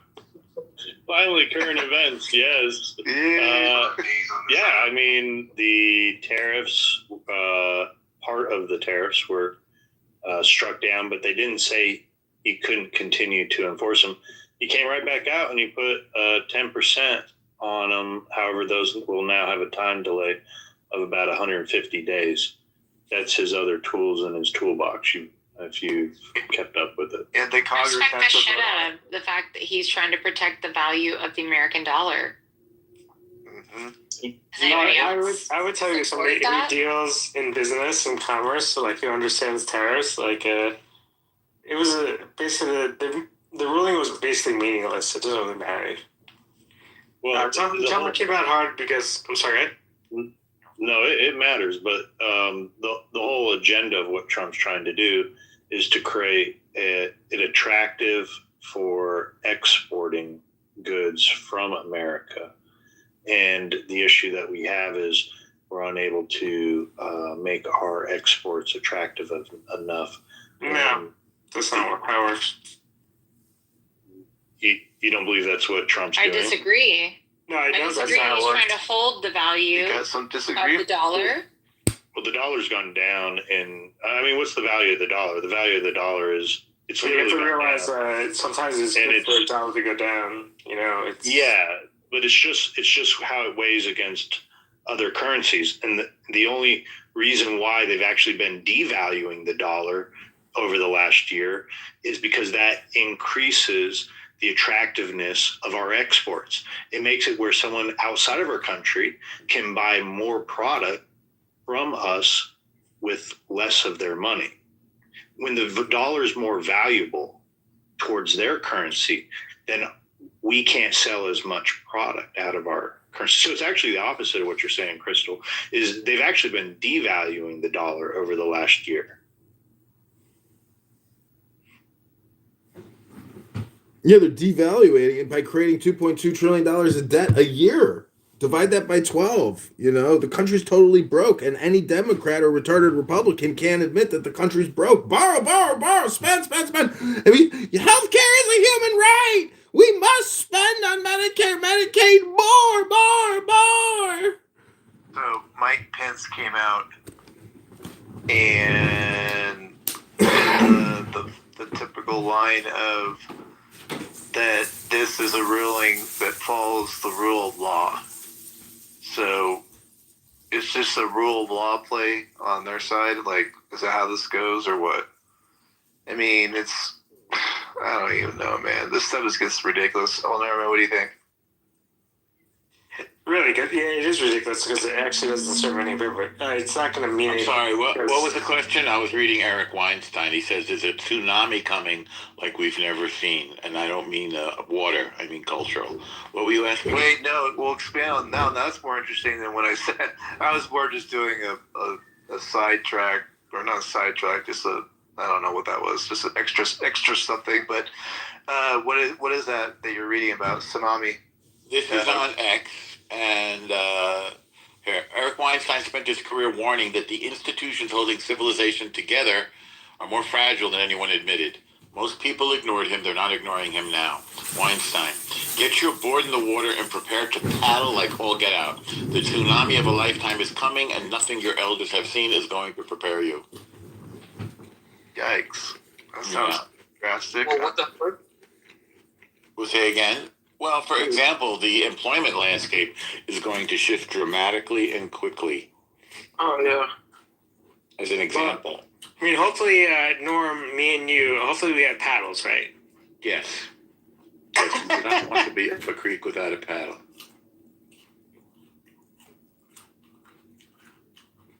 It's like the Noah Ark thing again, right? Like, we got to get the people in the boats. Absolutely, that's a good. I'm glad that's a nice callback, Dave. That's actually true. So that was in reference to also tariffs at all, or no? There was no correlation with what None. the AI. These tariffs are insignificant. My personal feeling is the tariffs are a wacky idea. They don't bother me. I just don't get it. I don't know if I think he wanted to repatriate manufacturing and jobs. So he wanted Americans to have jobs, not immigrants, and not people doing low-wage jobs. And he wanted to bring manufacturing into this country, which will, of course, will make the country stronger. He has a weird obsession with balance of trade. I'm not sure it's valid. I've never heard a serious economist validate that. I've heard his justifications. It's insignificant, El Normo. It's 10% of the annual deficit. That's all they brought in was 10% of the deficit. It's fucking meaningless. What's meaningless? Who brought in 10%? The $275 billion. It's meaningless. No, it's a lot. Meaningless. Wait, what are we discussing now? He's saying 10% of 1.2 trillion is meaningless. No, $2 trillion. Wait, what does that 10% represent? The deficit, meaning that if you only brought in $275 billion in revenue, but you're still running a $2.2 trillion a year deficit, it's fucking meaningless. Well, right. So we shouldn't do anything. So we should not do that and keep going up. Okay, it's meaningless, and yet he's swinging the pendulum in a better direction, and people want to shit on him for actually doing something to try and make a difference. Like, we can burn this shit to the ground all day long, and people can shit all over a forest fire, but you don't recognize that at the end of the forest fire, there's a lot of new growth and healthy change that can come from that. We can all become aware of how positive an effort can be to move in the right direction. We can also learn from people's mistakes, but at least he's fucking flipping tables and doing Wrong. something. Just stop borrowing, stop spending. Spend $5 trillion a year. Stop spending $7 trillion a year. Spend what we take in taxes. Are we fucking stupid? Stop spending what we don't have. Stop borrowing. Stop spending. Exactly. Like Crystal's saying, if we're repeating the same thing over and over, I mean, that's at some point that's just stupid. You got to, especially since we're 37 trillion in debt. People love to celebrate mediocrity. They love to celebrate somebody who can look good on paper but not do shit behind the scenes. Exactly. Our entire country has been begging, pleading for change. We want this country to be burned to the ground and start from scratch. Well, we actually have somebody who has the balls to try to make change, good, bad, or otherwise. Right or wrong. I can respect the fact that we have somebody who's willing to put his ass on the line and do something. And again, we can learn from that. Ass is on the line, as it were, but okay. As it were, I mean, that's what every politician is in there, but most politicians get into their position and do shit. Don't do anything. They don't do shit, but speak the game and like... But they don't do shit to try to make real change. Our country is desperate for real change. Well, why do we show up in elections all the time? We already know that dynamic still exists. That pattern has existed since elections was created, and we have gotten nothing from politicians except for pre-election campaign rhetoric, and then they just do the same damn shit. And then we fall in line, and we're saying it even during the Trump administration. Look at Obama. Obama was a beautiful orator. We don't have to go that far back. I was going to mention Obama. No, I will respect the fact that he was a beautiful orator. He was a respectful man, but he didn't do shit for our economy. We can go back to the last two terms of Trump. When we said his first term, that wait till the midterms. You only had one term. Wait till the midterms. Can I finish? Wait till the midterms. We're going to change some shit to the midterms. Nothing happened. And now we're saying the same thing. And now we're saying the same thing in his second term. Wait till the midterms. And nothing's going to happen. We don't have to wait for shit. Let's be honest. Wait a second. Because history will always tell us that regardless of who we put in power, the shit's going to stay the fucking same. Nothing's going to get resolved. And the status quo will always be the status quo. We will always uphold the status quo. Our votes don't mean shit. Can we be, if we're being, not being disingenuous, we're going to acknowledge first term. You didn't even hear what I had to say. I did. So how are you going to respond? You did not, because you were talking while I was trying to make my point. My point was, I can receive and also respond in a way that you're not everybody's capable of. We were all People are higher functioning than others. His second term, we are now still dependent on the midterms, where we already acknowledge that regardless of term, with midterm or term, we're never going to get what we want from politicians. Even when the majority of presidents understand that if you never did that, and I know you heard me this time. Most presidents, and I respect and hear what you said, and I can do two things at once, in spite of the fact that I'm a female and I'm a blonde. You should have respect for other people.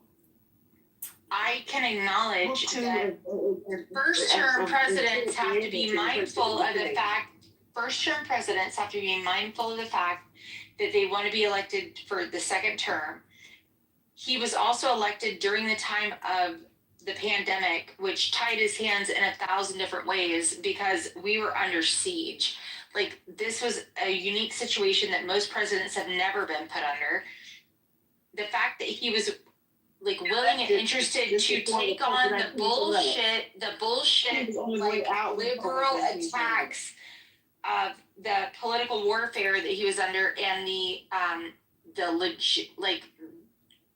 bullshit of the attacks of like fake attacks within the judicial system to try to tie his hands and silence him.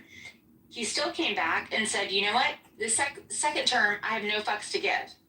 I'm going to come out and I'm actually going to stand behind the things that I said I was going to do. I'm going to actually put forth into action the shit that I've said. People want change. Good, bad, or otherwise, he's a fucking shit show as a human being, but the man does what he said he was going to do. And there's a level of respect that I have for somebody that doesn't show up and look pretty on paper. And be like, yeah, I can like be proud of like the person that I said I was going to be, and I can represent our country. No, he has flipped tables in the temple. He has shown that if I said America says they want change, I'm going to do it, and I'm going to show it, and I'm going to give you examples of how I'm going to do it. We can learn from the ugly, we can learn from the good, but at least he's doing what he said he was going to do. He has the balls to stand up and put forth change. I can respect and appreciate that. And I can respect and appreciate that too. If he says he's going to bring back mental institutions and insane asylums, I'm just 100% behind that. If he said that, pre-election, if he said that, but he's doing it now. He's going to bring back those institutions. I'm 100% for that. That is almost 100% white. Has nothing to do with me, but I think it's necessary, because of the mass shootings going on. He said, to hell with all the corruption in the Medicaid environment, and so he's shutting down all his funding to nursing homes, which is 100% white women, white people. All right, let's go easy on the racism, Kia. Look what I put in the chat. This is the famous Warren Buffett quote. He wrote, I can end the deficit in 5 minutes. You just pass a law that says anytime there's a deficit of more than 3% of GDP. Even though I brought up racism, my point is not racism. It is that I don't believe that any white person would have voted for Trump if they understood how much it would have affected them. Hello? Affected them. They were focused on immigration. I'm so glad I voted for Trump. Because everything else is really a detriment to white bodies and not, which is why do you feel that focusing on the fact that illegal immigrants stealing from the actual people of America and stealing from our tax dollars is a way that he's not trying to protect making America great again. I love how people love to fight. I addressed that.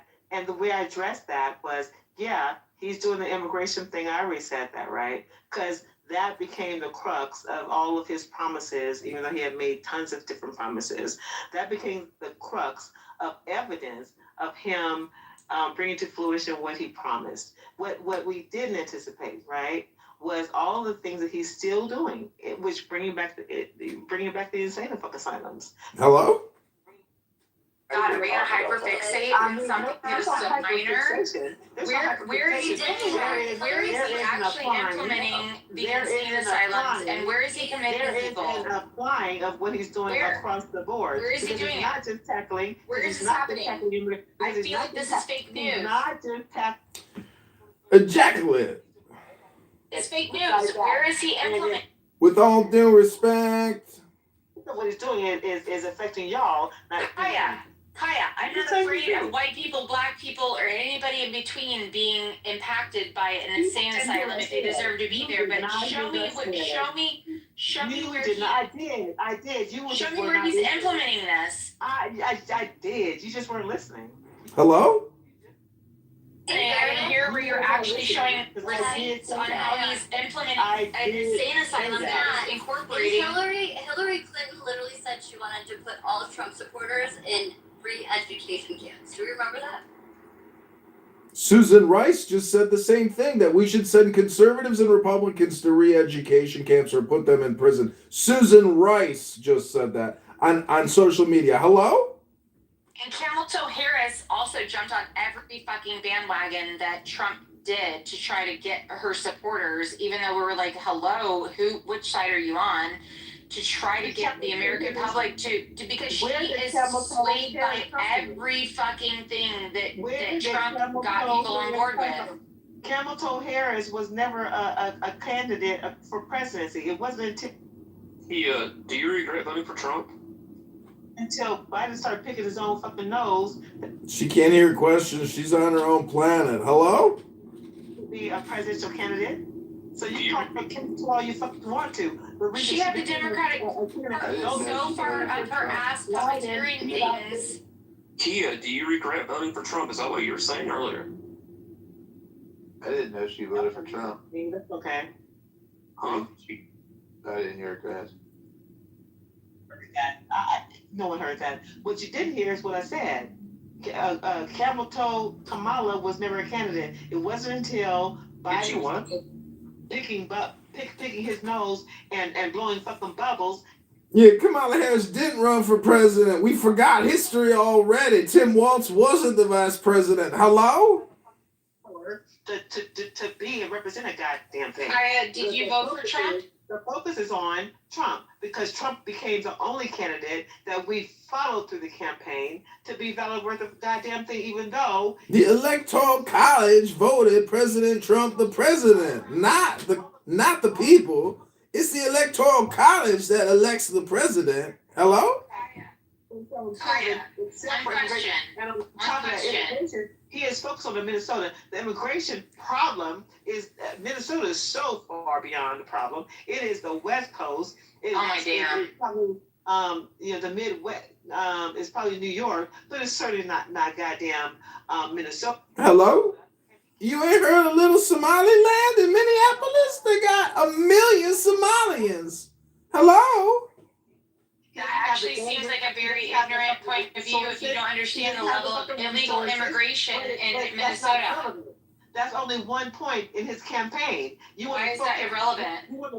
Because you want to focus at one point on his presidency or his campaign, and he's doing other things, and I mentioned other things. One of the primary points he ran on was illegal immigration, was it not? Medicaid, when most of the people who... He defunded Medicaid? No! Legal immigrants. Most of this shit is happening besides ICE activity is Don't play the straw man. Don't play the straw man. Hello? One of the primary issues that Trump ran on was illegal immigration. If the illegal immigration is high, is a high level, there's a high problem in Minnesota. Don't pretend like you don't understand that illegal immigration can only happen in Mexico or in New York or in California.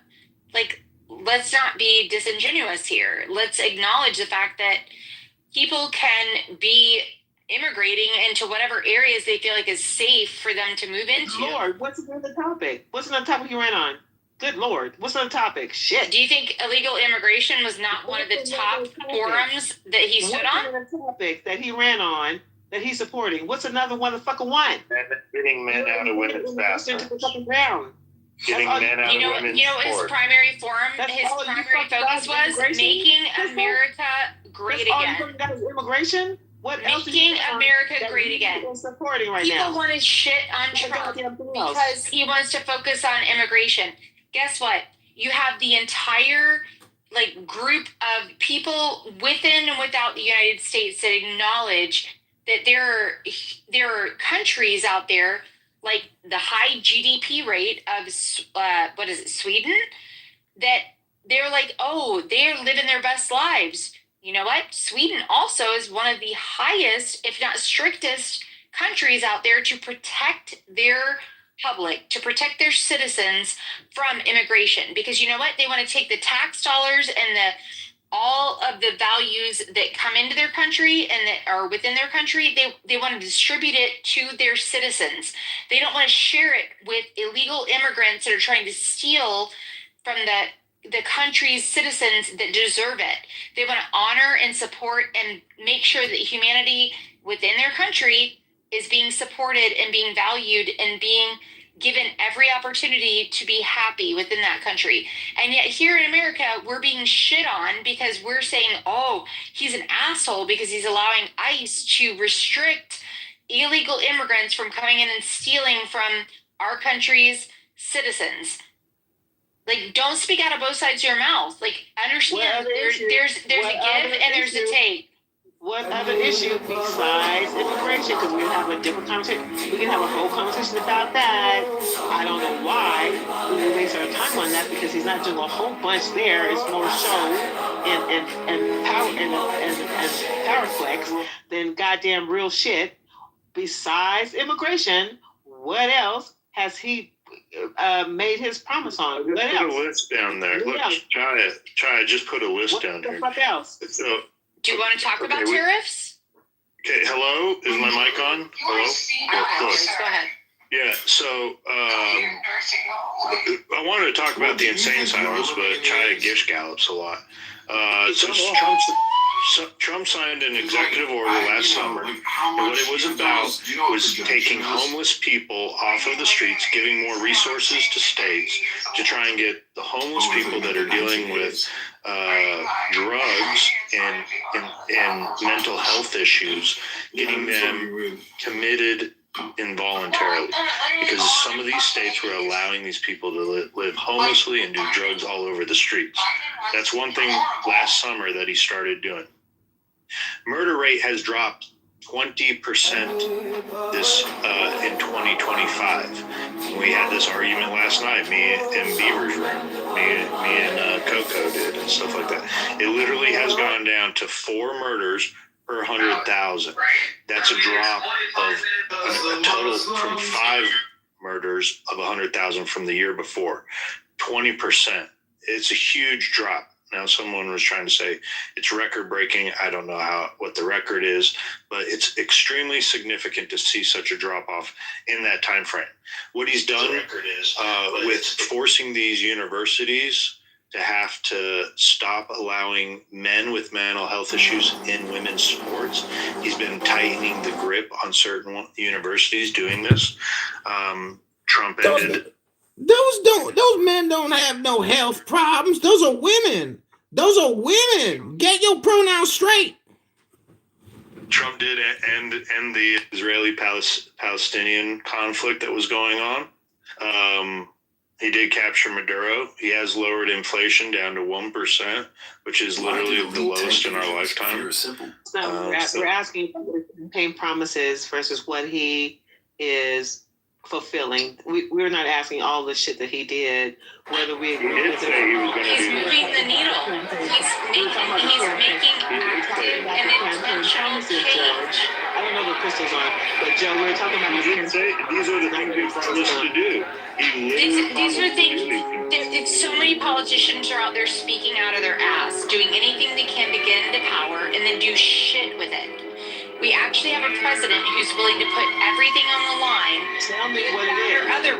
good, bad, or otherwise, to try and create change. People can shit on him for terrorists. People can shit on him for ICE. People can shit on him for all of these changes he's attempting to make. We didn't sign up for America, for Greenland being American fucking property, or Maduro being fucking arrested while the rest of the cartel and really crazy problems. Maybe your small mind cannot acknowledge or appreciate what he's trying to see big picture. Whatever the drug is. Maybe you cannot acknowledge or appreciate what he's trying to do big picture. Promise. Those are not his campaign. Okay, we don't need to get Chaya, hold on. We gotta go one. Yes, fulfilled. All right, look, Chaya, listen. We gotta go one issue at a time. We talked about Greenland in his first term. And I gotta ask you, out of curiosity, how many Trump rallies have you attended? No, his first term was over with. No, he did, but he did talk about Greenland. So you're saying that you didn't vote for this. I don't even think you voted for it. But how many campaign rallies have you actually listened to where he was making these promises and talking to us about what he was planning to do? How many rallies have you actually watched from beginning to end? You a question. The question is how many campaigns. It doesn't matter what I know. What I'm asking you guys is what campaign promises. No, I just asked you a question. I don't care. I've given an answer. They said these weren't them, but you don't have anything to actually work from. You don't actually listen to in any of his campaign rallies. I've asked you directly what campaign promises has he fulfilled in this term that he promised us in this campaign, in welfare campaign, terrorists, immigration, illegal immigration. That's three massive ones that the majority of presidents have never stood behind. We didn't sign up for Maduro being fucking welfare. Okay, what else? Welfare, tariffs, and illegal immigration are three massive ones that no other president that has been in office prior has even attempted to achieve. Getting women. What do you mean, what else? Yes, what did else? Obama do? Hold on. Getting men out of women's sports, getting men out of women's bathrooms. He promised that. Abortion. Easter's free. DEI and gender theory out of the curriculum in the elementary school. He did. He talked about that. He promised these things, and he's put these executive orders in place. And the amount of presidents that have actually lived I want to run it for a second. Now you guys digressed. But you were talking about it. We digressed, or we responded to your specific question. You did it. You did none of it. We proved you wrong yet again. Stick your lumps. And I was hearing my answer when they got derailed by Crystal showing up again talking about fucking immigration. But I was hearing new things. You asked for specifics on what he has actually made active change that he promised. Crystal kept coming off the mic and not adding to the conversation while you guys were. So I would love to hear more of his campaign promises that he's following through on. Crystal has no voice in this because she keeps repeating her fucking self. But I've heard new things. I'd like to hear more. What else? Everybody besides Crystal, Beaver, Joe, and myself, can you please answer that question? Go ahead. What is Trump? What campaign promise? Apparently, I'm only digressing, and I can't add anything positive or fruitful to the conversation. Voiceover's got it. Go for it. What do you got? He had promised the first step back, but your powers die. All right. And did you say something already or no? Man will never inherit my domain. And talked about the curriculum. getting also DEI.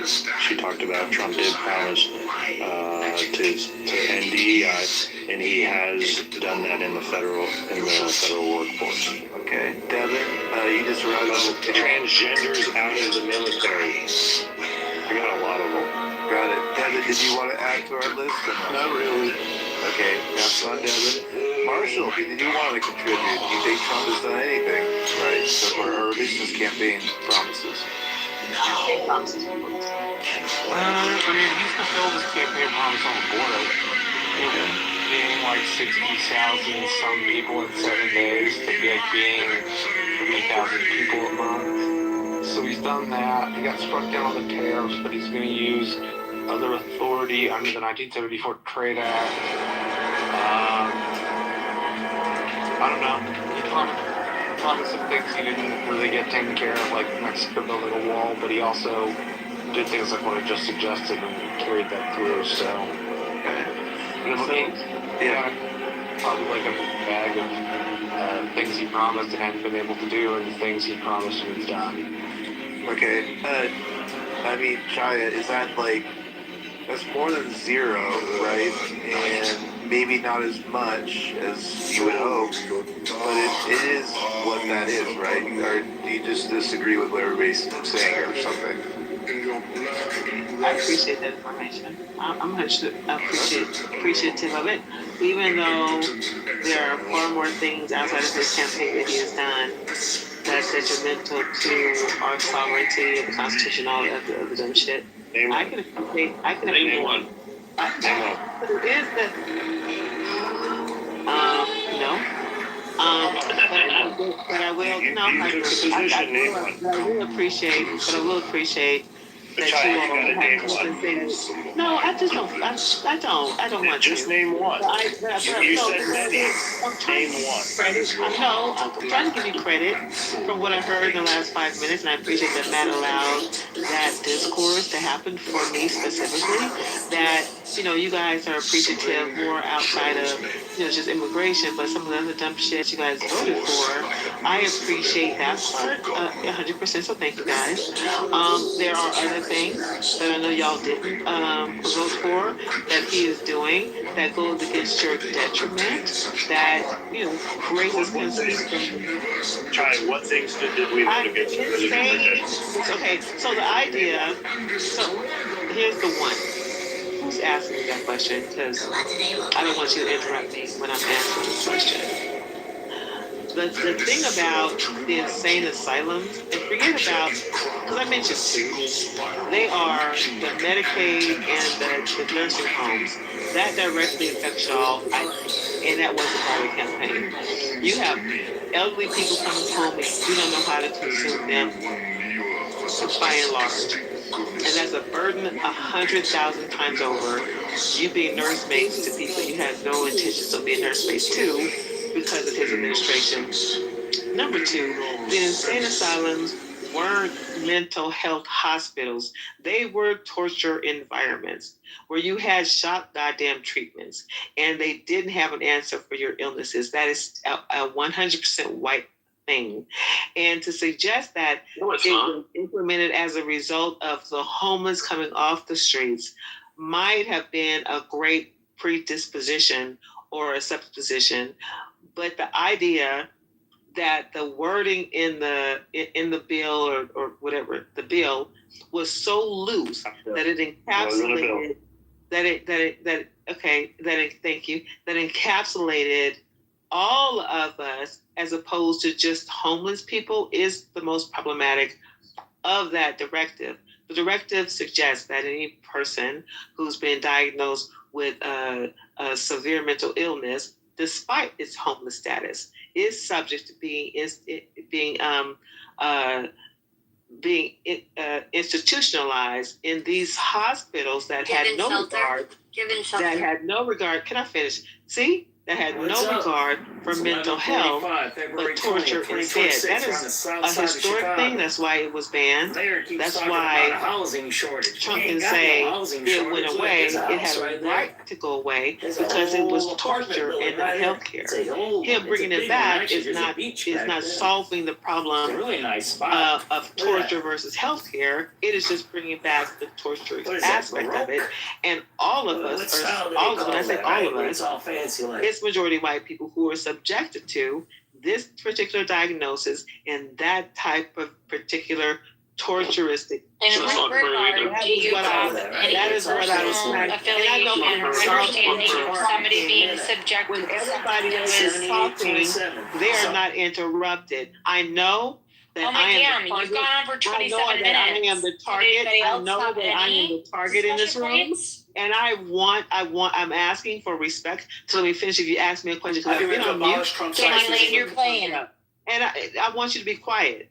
Because I'm not. I want you to land your plane. I am not more interested in talking on this stage that you are listening to me. So I just want to finish. I would love if you finished. You're still off mic, Miss Immigration thing.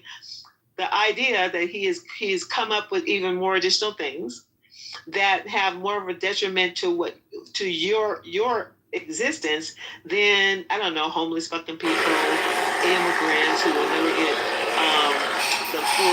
they will never get deported because corporate America relies on it. American consumerism relies on it to keep the prices down on goods.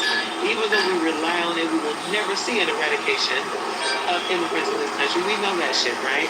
And then we want to ignore that fact that his muscle flexing is actually, solving some immigration shit, and it's not, because we don't have the manpower, we don't have the fucking resources to get rid of all these illegal immigrants in the country, nor do we have the balls or the incentive to deprive all these corporations who are benefiting from to do something goddamn different. But that aside, we have other laws that are showing up that wasn't part of his campaign, that he is putting into law that affects you guys in a psychotic way. Why is it you versus me? Why is it black versus white? Why does racism need to go in this regard?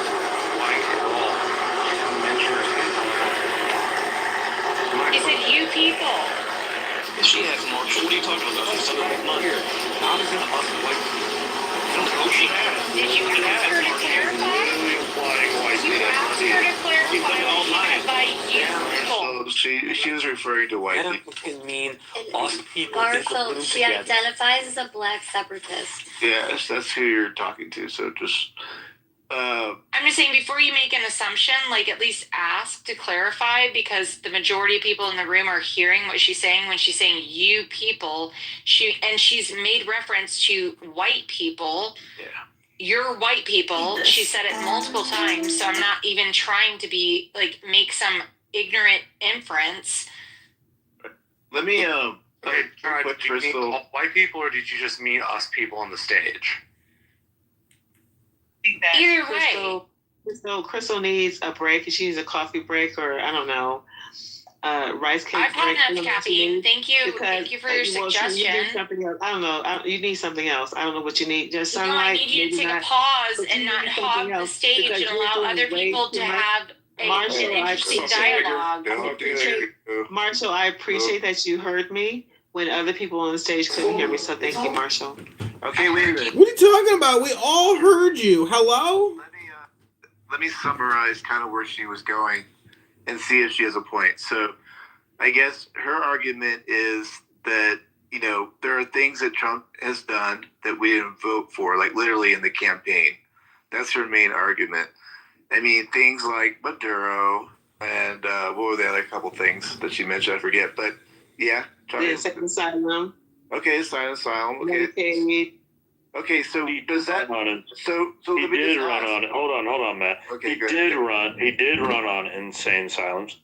However, what he put into the executive order is not an expansion of rebuilding insane asylums, as Chaya has been implying all night long. She's completely missing misapplying what Trump's actually done. It's pronounced Chaya. Right. So, and then that does that make Trump a bad president? Is what she's asking us in that way, because he's voting or he's doing things that we didn't vote for. But that could go for like a lot of presidents, right, Chaya? I mean, you're not saying it's just Trump. Right? It's pronounced Chaya. She's Jewish. And if you read what Beaver wrote, blacks are 2 to 4 times more likely to be diagnosed with schizophrenia. Because the reason I came into this conversation, Matt, is because you all said while I was on mute that we are not getting anything from our politicians. It's the same old after every election. That's what you guys said. But what do you want to be different? That's the question. Hello? Mike, that's how I ended up in this conversation, because I wanted to. Right. I was trying to agree with you guys that we don't get what we want from our politicians. Historically, we never have. Well, if you were the leader of the people, what would you give we the people? What would your top 3 priorities be? So the thing is, like, we clearly disagree that Trump is not a politician, but clearly you think the opposite on that. You think that he's your typical politician, and I think that's where the rubber meets the road. Like Crystal's been saying, he's the China, the China Bowl in the tea shop or whatever. What's the saying on that? I forget. It's late. But Bowl in the China. Bowl, yeah. He does what he actually says he's going to do. Yeah, well, there we go. He literally put his ass on the line, and he's doing it. He's saying, when America is crying out, we want you to make real change, he's stepping up and he's doing it, good, bad, or otherwise.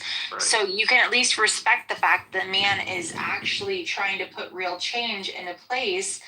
And again, we can all learn from that. I'm not saying that liberals can't learn from this, that Republicans can't learn from this, but at least there's an effort and an attempt to truly try something different, because America is tired of complacency. We're tired of lazy, lying politicians getting into their position and doing nothing. And I feel like I'm speaking for the majority of America, good, bad, or otherwise. We don't necessarily want Trump to be our, personal, we don't all agree with him as a human. He's kind of a despicable man. But at the end of the day, he's still doing what he said he would do, which is respectable when it comes to politicians. He's not a lying piece of shit. You were wrong about the Kia. Blacks are 2 to 4 more times likely to be diagnosed with schizophrenia. So you said that's a white issue. Insane asylums, that's not true. So Beaver, I can't see you on stage, but I think that's you talking because I saw it in the chat. I want you to look up why Black people are diagnosed with schizophrenia. Black people are diagnosed with schizophrenia starting in the 60s because of their defiance to white rule, their opposition to white rule. And if you didn't believe in that shit and you were defiant, they labeled you schizophrenic. Well, I mean, that's fine. Even if that's true, the issue still impacts them. If they're getting diagnosed, because of that. If you get diagnosed and sent to an insane asylum, that's better than being released on the street. You weren't in prison simply because you didn't get hospitalized. I don't think we should just be locking people up. You didn't get hospitalized simply because of a diagnosis. You got hospitalized because you were acting out in a way that the system needed to rectify. That was an all-white story. It wasn't a black story. So they just labeled schizophrenic. A fair question to you is: would you rather somebody go to a hospital? I didn't interrupt you at all. Would you rather somebody be put in the hospital and be offered the opportunity? Someone asked me a question, and I was on mute. Someone asked me a question. I'm trying to answer it. You're talking, and I did. No, Kia, I was just teaching you. I was educating you that blacks are affected just as much, if not more, on that issue. But it was a white issue. I was educating you because you asked me the question. You didn't. No, but I'm educating you. I'm the educator. You're the student. You asked me a question. I'm okay. I told you. Whatever you want to say on stage. I didn't ask you a question. I instructed. I told you a fact. So is it differentially beneficial or harmful to black people or white people?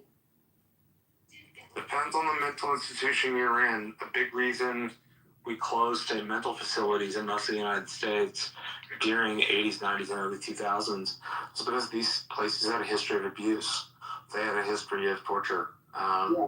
You know, at one point, you used to be able to get your wife committed if she was a little too emotional. Or you could get your freedom taken away from you as a woman if you were, quote, too excitable. You have your freedom taken. They also use things like electric shock, which have limited uses diagnostically. They also treated a lot of people under their care in a very bad way. It's a big reason why we broke off from that mental health care system, because it didn't People in power can abuse the power. It didn't end up being a place where we served people with mental issues. It ended up being a place where we just housed weird people. People in power can abuse the power. Let's be honest. But let's also be honest. Would you be safer in a healthcare regulated facility that's like, you know what, you may have issues that may seem outside the norm versus a prison? Not if Actually, you know what? I've heard from people from prison to say some shit like versus a prison in a decent way. No. Well, no, I heard from. Sorry. The idea to improve on mental health is not in there. Father. Well, I heard from people that were in prison because sometimes the conversation would come up as far as insane asylums and oh hey gee he's going to the crazy house, and from what I learned from talking to these people, the people that have actually been at these places, they say that those crazy places are the worst. So I mean, you know, for Lee Wong Alright, hold on. Lee Wong wanted. Crystal, cut him off. Hold on 1 second. Lee Wong wanted to let's get a new voice in. Go ahead, Lee Wong. Yeah, I appreciate it. I'll be brief. Peace to the space, peace to the moderators. Good to see Matt Beaver, Pepe, Joe, and Chaya Marshall. Yeah. Penny.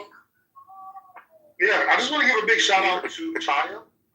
She's an incredible human being. It's always enjoyable to listen to her. The more I listen to her and hear about her struggle, where she stands, and I just encourage people to be respectful and humble, and you know, just as we practice democracy and we truly believe in it, don't bully people, don't berate people, don't cut people off, or treat them like shit. We all have something to learn from each other. That's all I wanted to say. Thank you. Yeah, I agree. I think everybody's been pretty respectful for the sensitive topics that we all touch. I do appreciate that. Thanks, Lee Wong, for that. Yeah.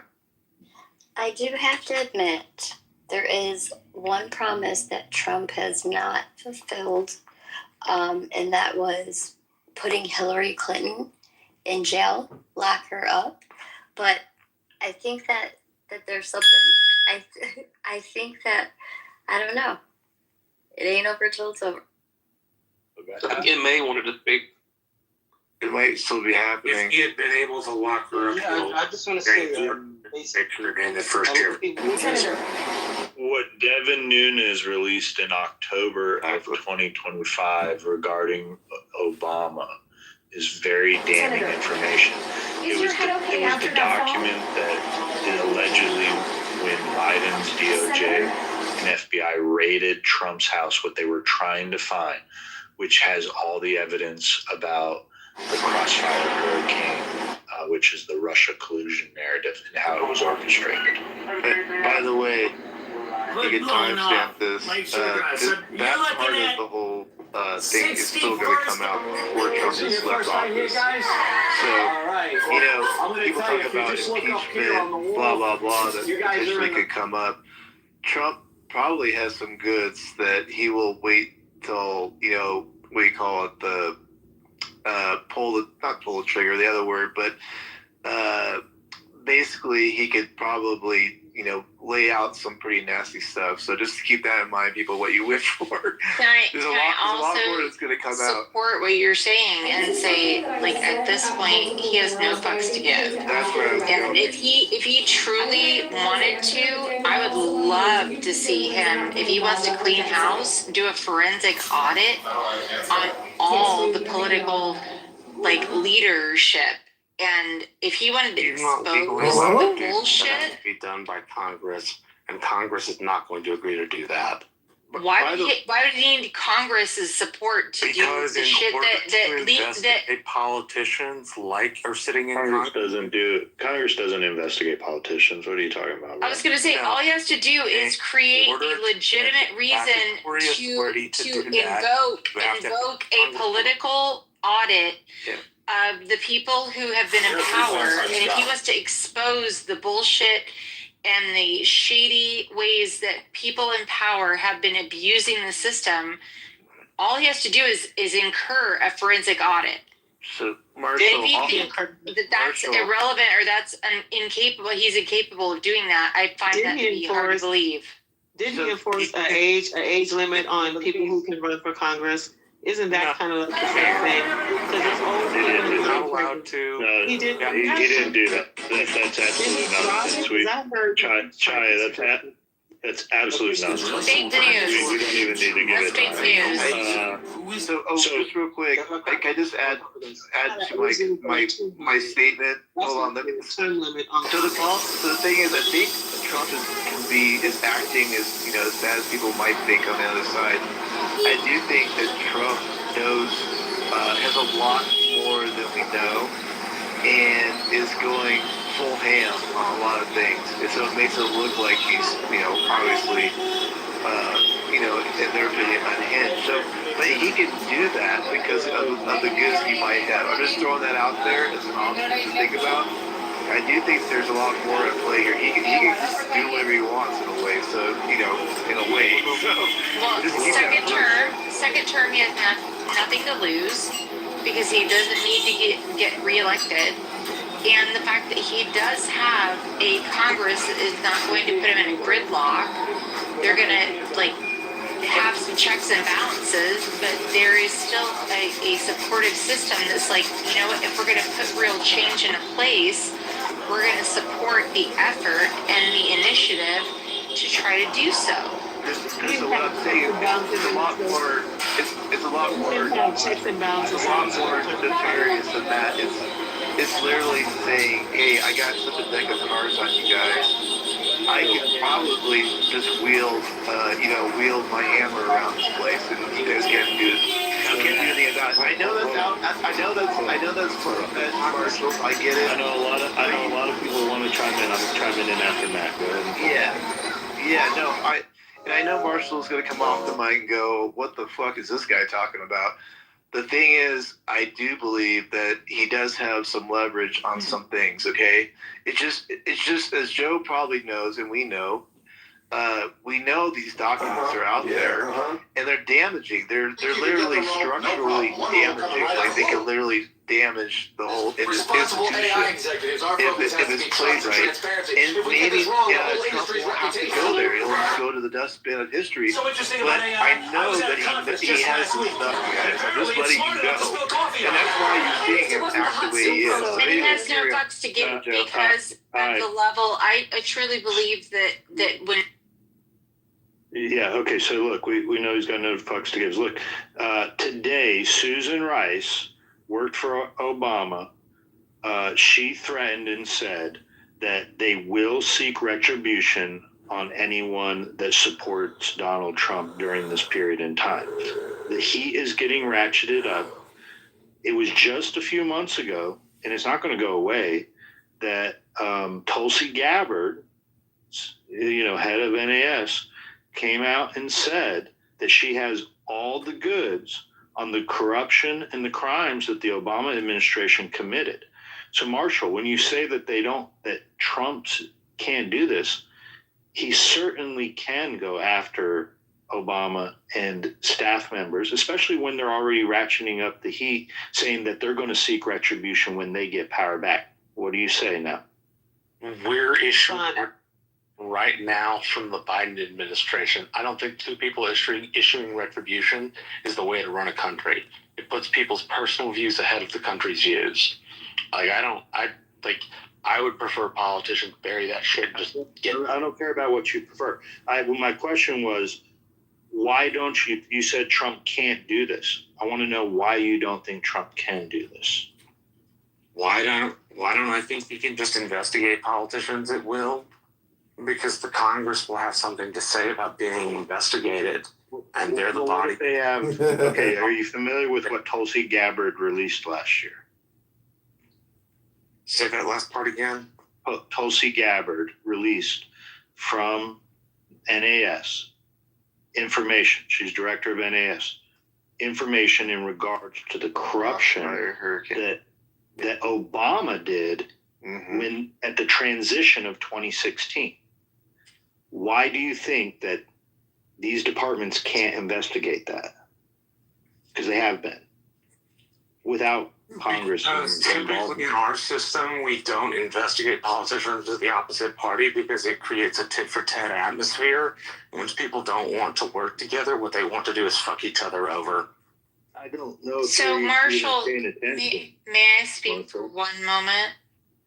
Marshall, when we had Trump out of office and we had the other party fully coming for him in every way, shape, and form they could try to apply like legitimate pressure against him, why was that constitutionally acceptable? But then you have somebody else who's saying that there are constitutional rights being compromised across the board. Why should we not be all exposed to fair game? Like how is that acceptable? Rights are being deprived across the board. For example, the 1st, the 4th, the 3rd, the 17th, the 22nd, which one?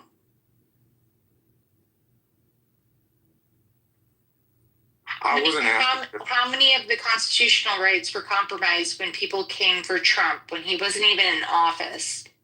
No. I asked you to tell me what rights we got rid of. And then I gave you some examples that you could claim. We should all have rights. That's how many rights were compromised.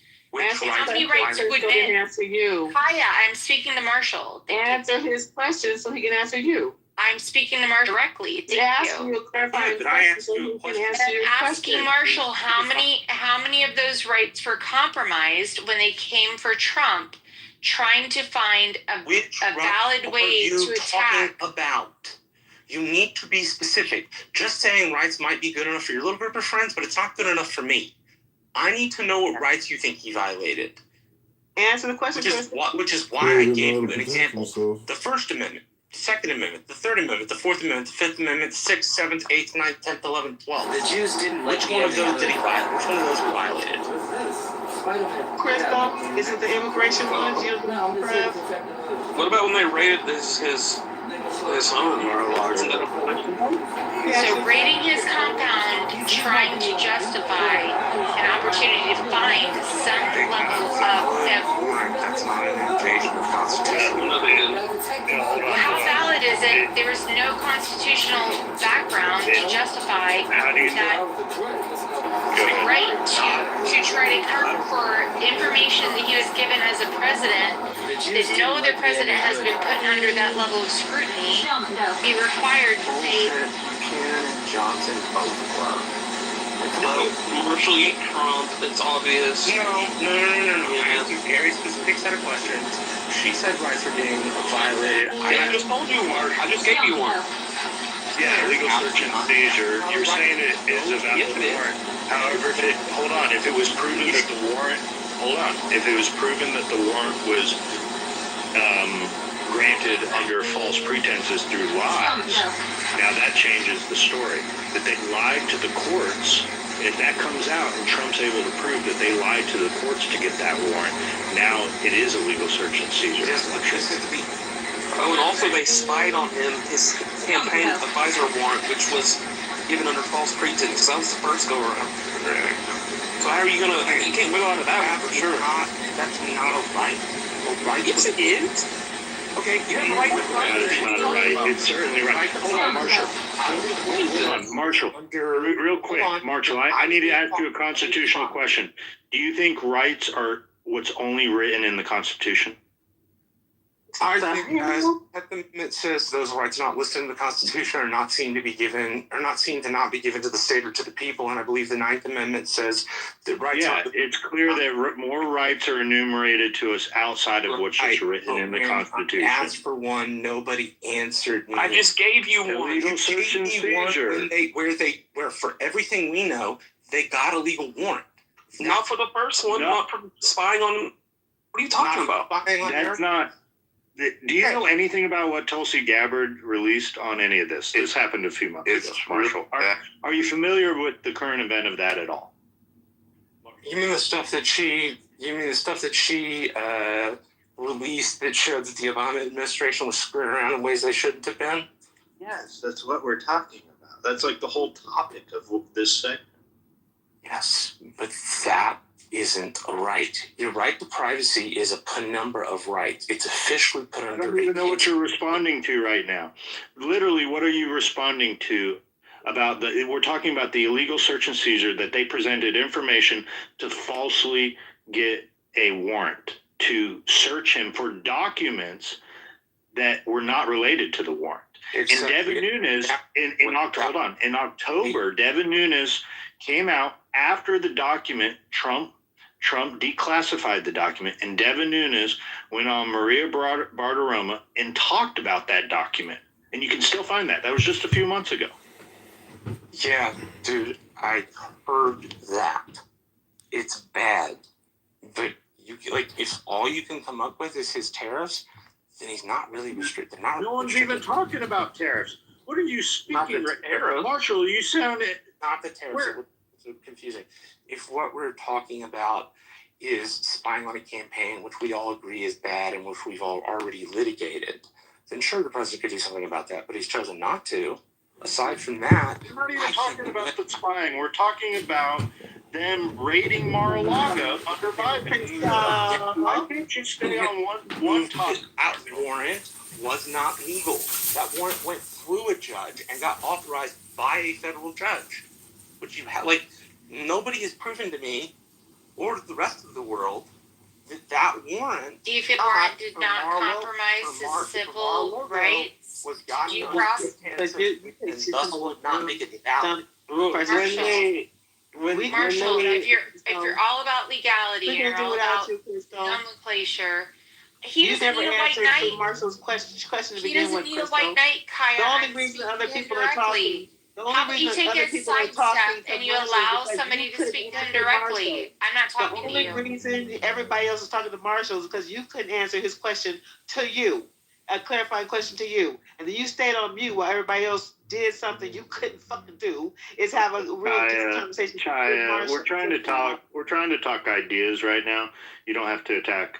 Okay, Marshall. What was the pretense of what they were raiding Mar-a-Lago for? Do you even remember that? I claim that he kept classified documents. You're missing my point, which is the president's kept classified documents. Claim that he violated that warrant was not issued under proper authority, then we should have some proof for that, which we don't. So we now know what document it was. At what point do we also acknowledge that the due process and civil rights were compromised? I agree that in 2016, the due process rights were compromised by taking it in front of a FOIA court that didn't have the business to hear the thing in the first place. I agree with that. What about the rule of law and checks and balances? Was that also compromised? The rule of law and checks and balances? No more than what we do in return. She's trying to sound smart, Marshall. No, it's not that. It's just no, she's just trying to sound smart. The Republicans are not free of this behavior, too. It's not like the Democrats are the only people that have ever illegally used surveillance equipment on their own. So are we justifying tit for tat now? No, or are we acknowledging that rights are rights and rights are valid? People have typically noticed, right? And if we are talking about that warrant, then we still have to come up with a reason why that warrant is unlawful, which we haven't, and there's no proof of. So, real quick, I just Crystal's right in a way that's just tit for tat. And to Joe's point earlier, Marshall, I'm assuming you'll be on stages as fiery as you are right now when the Democrats, if they were to gain power again, go out and seek revenge on all Trump supporters, as they've stated. I'm assuming that's what you'll do. You condemn that, right? I will think it is as stupid as when the Republicans did. Okay, just checking. But he's not fiery though. He's really answering your questions level-headed and as succinct as possible and logical as possible. He's not bringing emotion into it. You missed what I said. I said in the future, I hope he'll be as fiery as he has been in the past against Republicans. Yes, not tonight. I'm not saying a little bit tonight, but in the past. But he's not being fiery in this conversation. I think what's missing, from what my perspective is missing, is more of his perspective, because his perspective is more balanced. It's not rooted in white supremacy, American supremacy. It is, Who's been speaking from a point of white supremacy? What he sees. And he is being, just like I was, he's being bombarded by the entire room, besides the person who engaged him, which was Crystal, who fell on for mute actual legitimate rights. And intimidated by what he said. I was requested to bring to the table. He acted very level. You're white knighting. You're putting your cape on, but you're not acknowledging that nobody here is coming from a white perspective. I love how Marshall is engaging this room in a way that the rest of us really aren't. He's coming with it with a clear mind, an unbiased mind. Nobody's attacking Marshall for his inability to speak. In a way that most of us on this room isn't. And so I appreciate Marshall's perspective. I find it fascinating that you want a white knight for somebody that is actually, Marshall's very intelligent. I have spoken with him ad nauseum in the past. I have spoken to Marshall ad nauseum in the past because you over-talk everybody, Crystal. Okay, you can ask Marshall if we've had respectful and reasonable conversations in the past. You haven't really heard his ass. How about you stop talking and allow somebody else to speak for 1 minute? Just to set the record straight. Crystal and I do not always agree, but we are usually able to keep the conversation respectful. Thank you.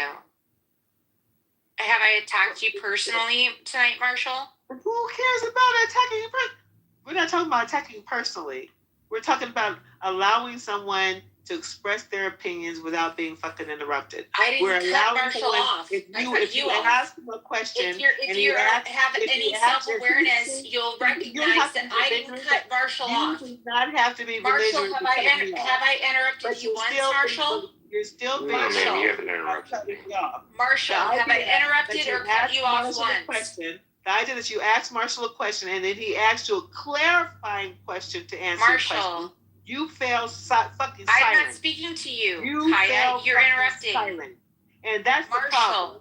Marshall, I'm not speaking to you. Marshall, have I cut you off once or interrupted or dismissed you or invalidated you? No, you've not interrupted me at all tonight.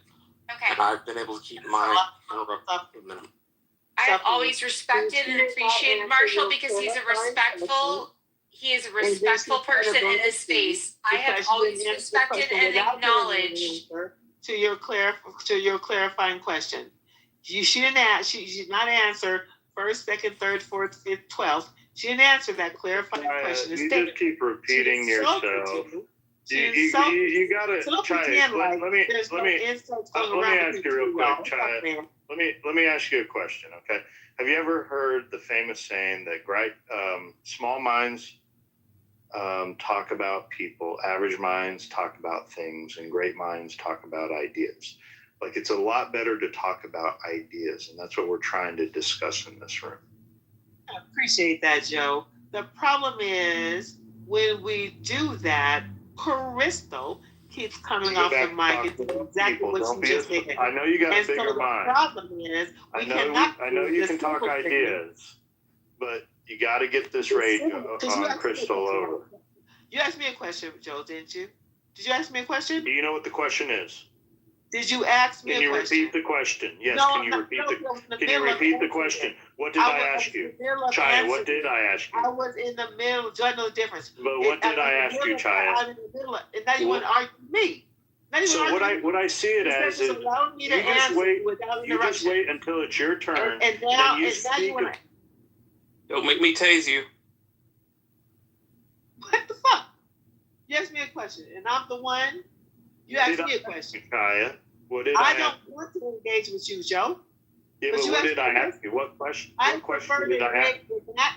I would prefer that Cindy and Marshall, you and Crystal are not someone I want to engage with. So you ask me a question, I stay on mute. Don't want to engage with you. You ask What me a did I question. ask you? You don't want me to answer a question that you asked me. I don't have time for you. Did Joe I ask you a or question? Crystal. Did I make a statement that said we'd like to speak about ideas in this room? I remember making a statement. You asked me if I knew the difference, but I'm not done with you, I Joe. didn't ask that. I asked if you'd ever heard the quote before.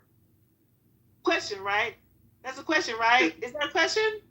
But you didn't listen. You didn't listen to what the picture was. You just went right back into attacking Crystal. I don't want to License and registration. All right. Let's try to keep the conversation moving forward. Now I'm lost. Where were we? I mean, see, this is what happens with these. Marshall was denying that Trump was rights were violated. Crystal didn't answer the question. Don't mention. Come on, let's not mention names right now. Let's just keep it moving forward. Okay, Marshall. So is that right? You kind of deny a little bit of the obvious on that front, or I don't know. And yeah, of course. No, I agree to one example, just not the other example. I agree with the first example about the FISA court.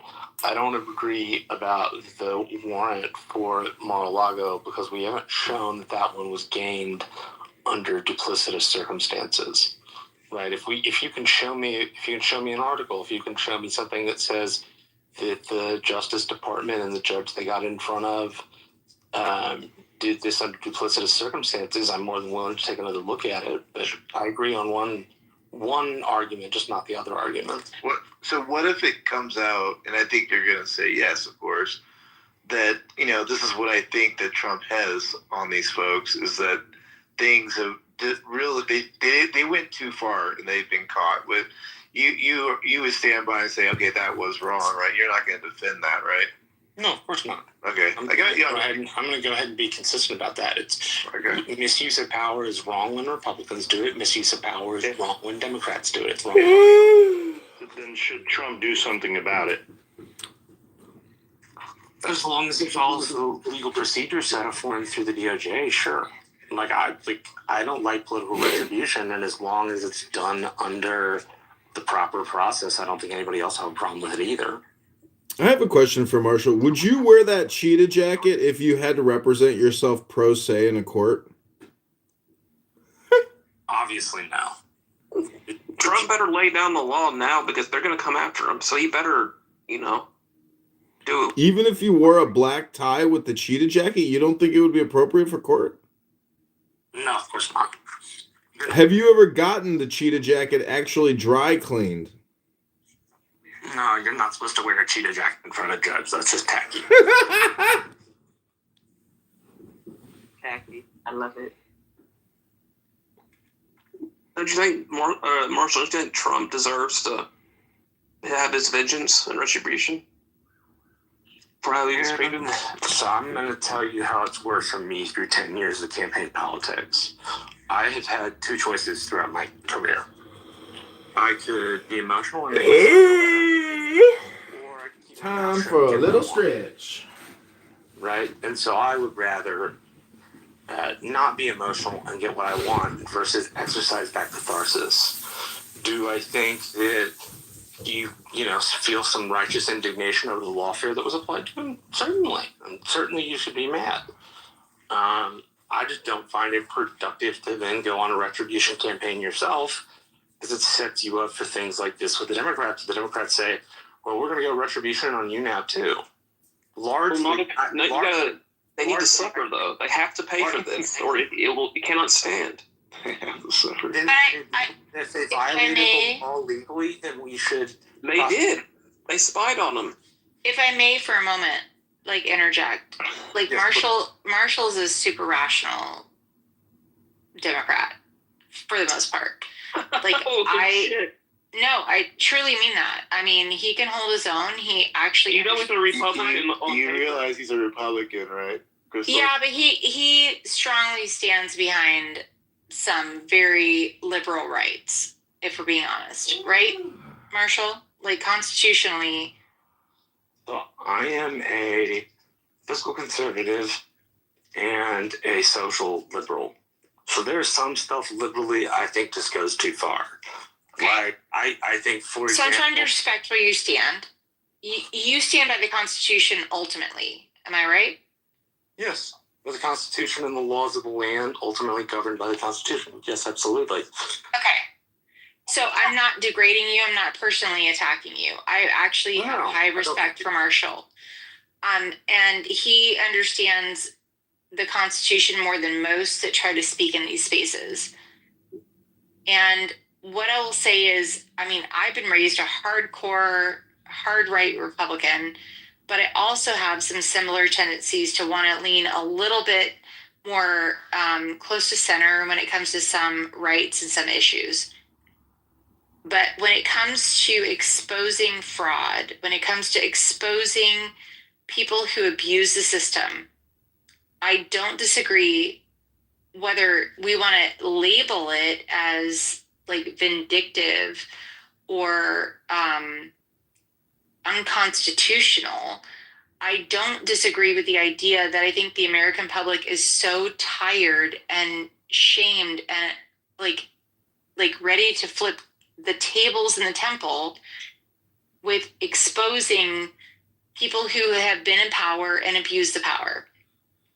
So I would say that if there is a constitutional way that we can all agree that we should expose the fraud, we can expose the abuse of power that people have taken.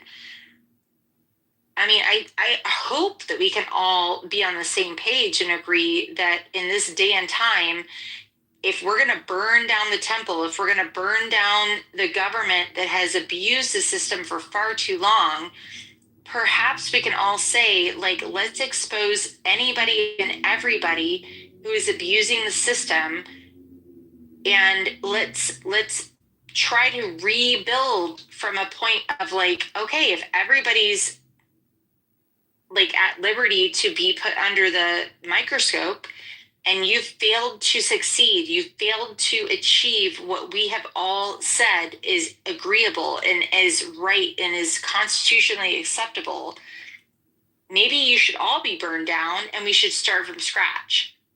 I don't even care whether you're a liberal or you're a conservative. Like, if you're doing the wrong thing and you're abusing the power that you've been given by your community, by your states, by your voters, shouldn't we all be allowed to be put under that same microscope? And I'm not saying it even has to come from a big vindictive space. I don't disagree. I don't. Hold on for a second. I don't disagree with you, Crystal. And I want to hear what you have to say. Hold on a second. I don't disagree with you just said, Crystal, although I don't like you. Because his first term, he said, I am benefiting as a rich man from all the tax laws that you have put in place that's corrupt and all the dumb shit. And I think we felt enchanted by Trump because of that, because he was always benefited from it, standing against the corruption of the status quo. He also said, however, that Black people need their own healthcare system. Somehow that's been overlooked by a lot of people except for me. Which was if you want to provide the recorded receipts of that, I'm not going to. I haven't asked you to do a goddamn thing. So shut up, Crystal. So the idea that he has said he's challenged the status quo, and he's not afraid of pointing out. Shut up, Crystal. Recordings. Shut up, Crystal. No, you give me the recordings first, and then the idea that he has said clean. Crystal. You've already exposed your idiocy. Kia, no, let's not be racist. Okay, just be nice. I thought she was Black. Stop. I didn't say nothing about racism. Well, no, I Same thing as black. Have you seen my PTR? I started off by saying taxes, right? And then I said, but that black people need their own health care. What the fuck is racist about that? If we but knew. And then he said some other things. He said another point that I wanted to make, but I forgot what that other point was. But it all points to what Crystal said, even though I don't respect her, that his initial perspective is tearing down a system that doesn't work for any of us and reconstructing something that benefits all of us instead of just the minority. Okay, you interrupted IM. Let's let IM speak. They haven't spoken this whole time. I did. Is that Joe? I'll let her land. No, Matt would never do that, nor would Beaver. PP is not even on stage, and Stinny would not do that. Beaver will This isn't the masculine mansion, so you're not going to be protected at all costs. I don't know what masculine mansion is. I'll just jump in here for a minute. He muted the whole stage, by the way, just to let you know. As an average American, in this country, I am sitting here and I'm saying that I think that half of this is just asinine. I really don't care about the infighting between the parties. Let's get back to the people and the fact that people are spending time, literally, trying to get people fired, removed from office, etc., close down organizations that people do use. It's insane to me. Why not improve these organizations? Do some things need to change? Absolutely. But I'm sure whatever government organization is out there, they are providing a service to some demographic of American and helping some people. I'm sick of it, personally. That's just me. I don't really want to hear about the infighting, who's trying to, out them for doing this and that. How are we going to fix it? Because that's what I voted for. I want to put people in office that are working for the people. And it might not always be in my best interest, because I understand that there are different people out here in this world. Would it be great that, yes, things work for my sole purpose and interest? Great. But damn it, when I can sit around and say, this is not working for anybody, because I don't see a demographic of people cheering. I don't see anybody clapping. Nobody's happy about the protests happening up north with ICE, and that's all demographic and colors. Okay? Nobody's happy about the insurrection on January a couple years ago. Nobody's clapping on that. For real. None of this is uplifting America as a whole, regardless of what side you sit on. I want to see some progress. That's where I'm at with all of this. I'm sick of it. I want to be able to go to the grocery store and afford food. I want to be able to put the kids in school. I want to be able to get a house. Simple stuff. Scratch all the other extra drama. These are grown people at that. What is this back and forth? This pettiness. You got one side that comes out with the bleach blonde blue body. It was funny. It was. And then all of a sudden the other side will come out with the big beautiful bill. It's petty. They going back and forth like children.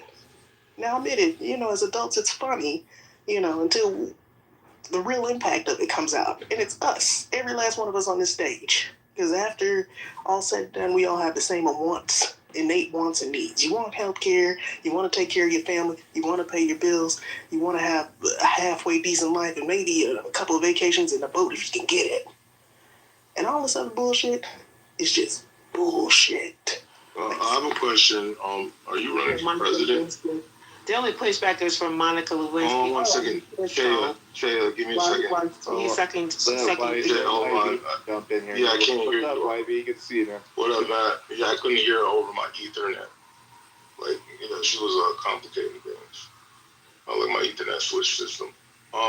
Yeah, I am. Are you running for president? Because I think you actually understood and you actually beat the whole entire internet with what you said based on what we've been talking about, discussing this for the past 6 years on Clubhouse.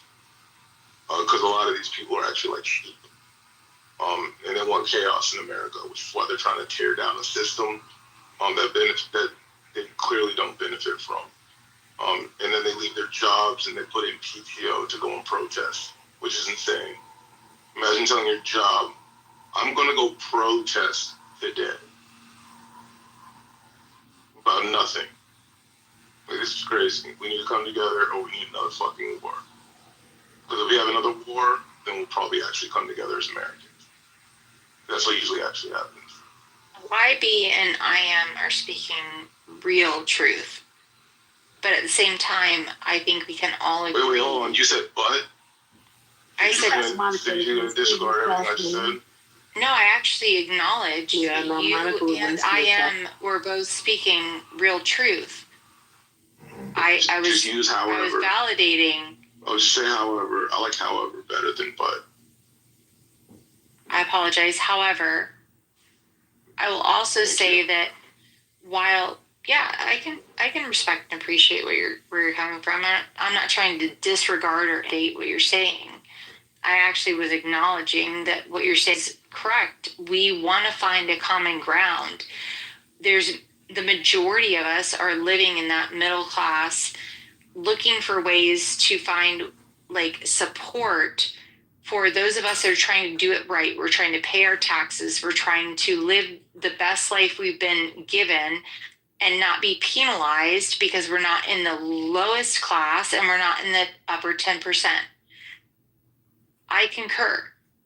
But at the same time, when you have politicians in place who are looking to try to like take out a lot of contract positions that are completely ridiculous. Like there are people being paid so much of our tax dollars for doing very little to nothing because they've had it for 10 years or 15 years.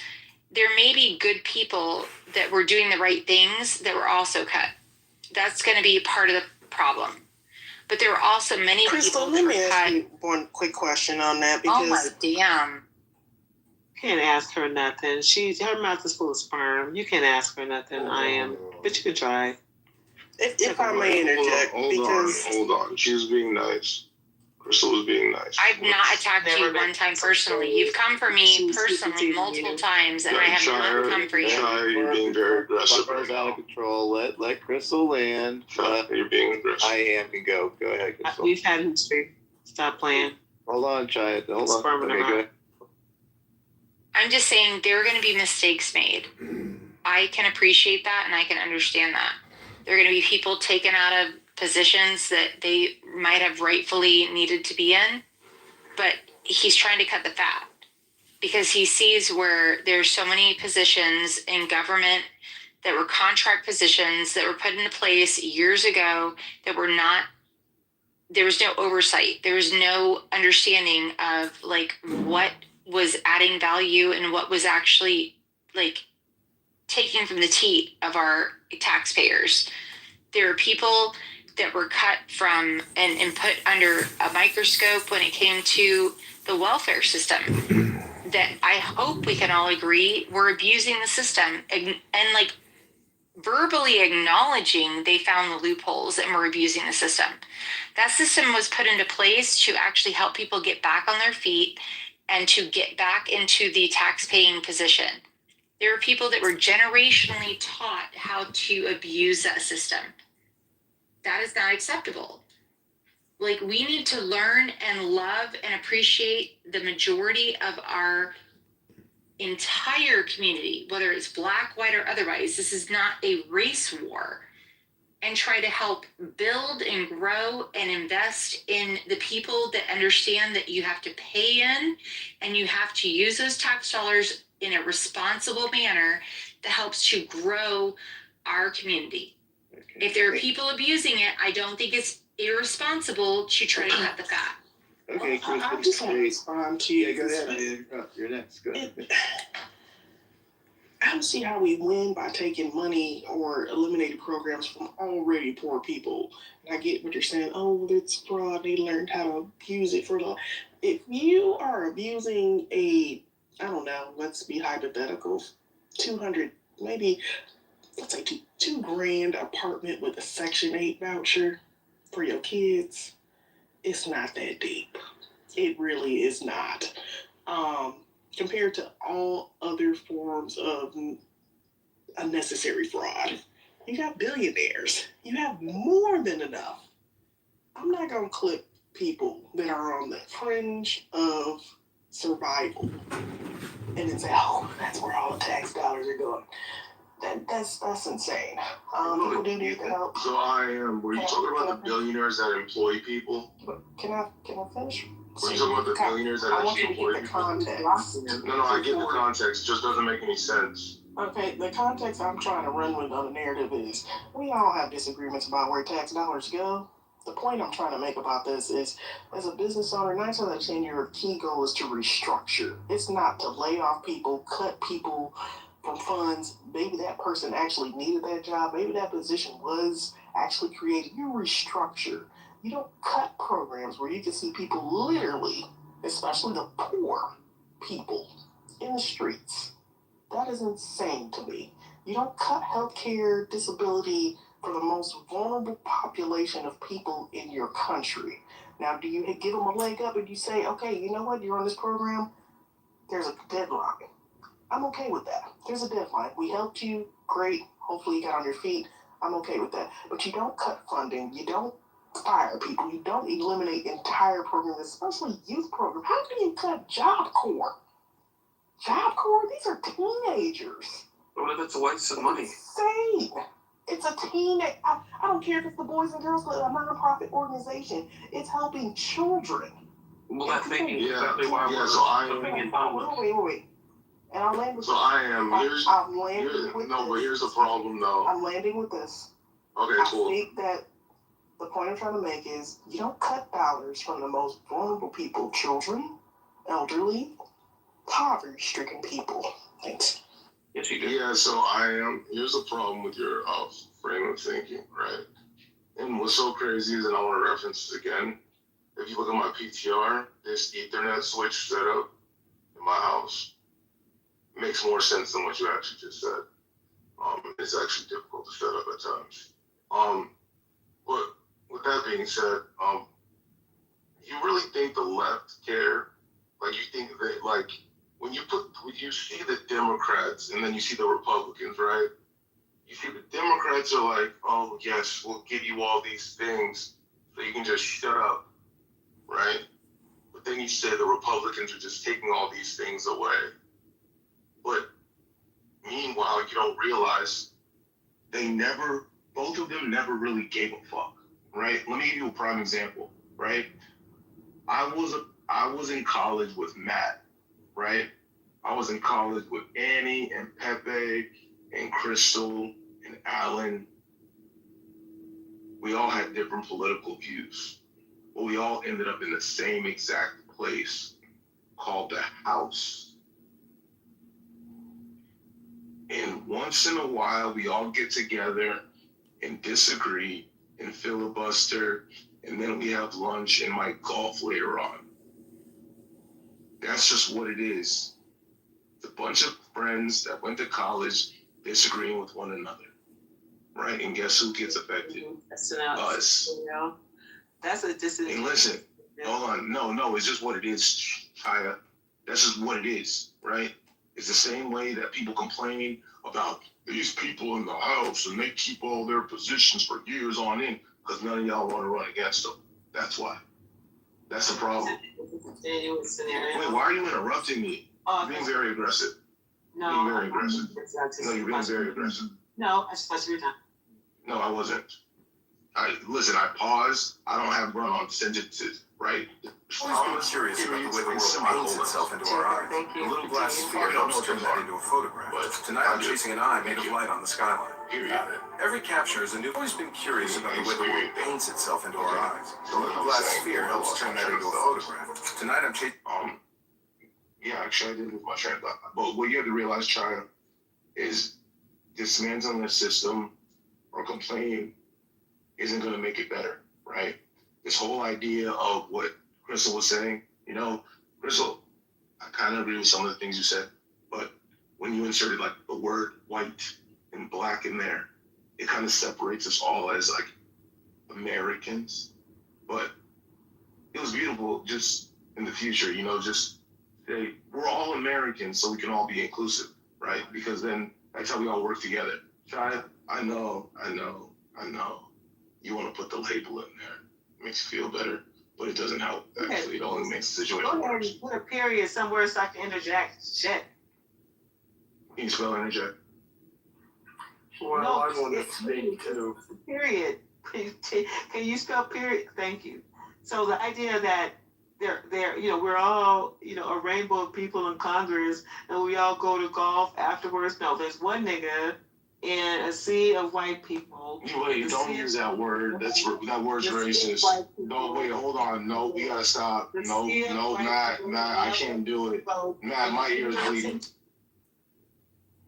Yeah, let's refrain from racist slurs. Yeah, let's try to keep it a little bit above board. Just because you are the only black person in Congress, but you belong to a group of people, y'all go golfing, that you have a say that can influence the rest of the group who don't look like you is fucking asinine. That's how we are. Well, that's why we stay where we are, is because the people who look like us in Congress don't have a voice, but they're okay being in Congress, pretend like they have a voice, and the people who voted them in office are okay with you being in there because you mix up the color. They do have a voice. No.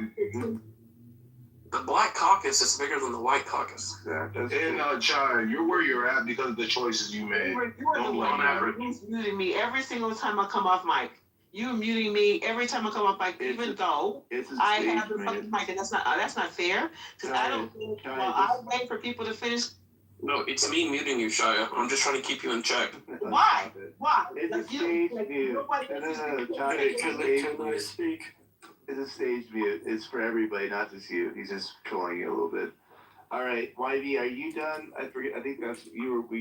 Are you done with your submission or no? Oh no. Oh, I wasn't really done. I was trying to get try to understand something. Here's the last thing I'm gonna say. Right. Here's what you gotta hopefully you get this one day when you look into it, but wealthy black people don't care about poor black people. Wealthy white people don't really care about poor white people the way you think they do.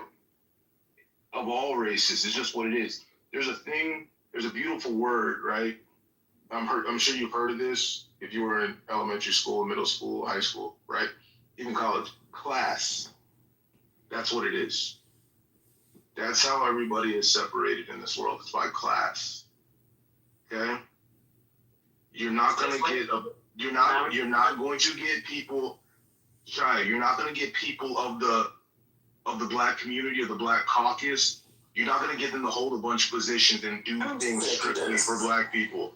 It's not going to happen. I'm sick of this. Yeah, I'm sick of you too. I'm just sick of this.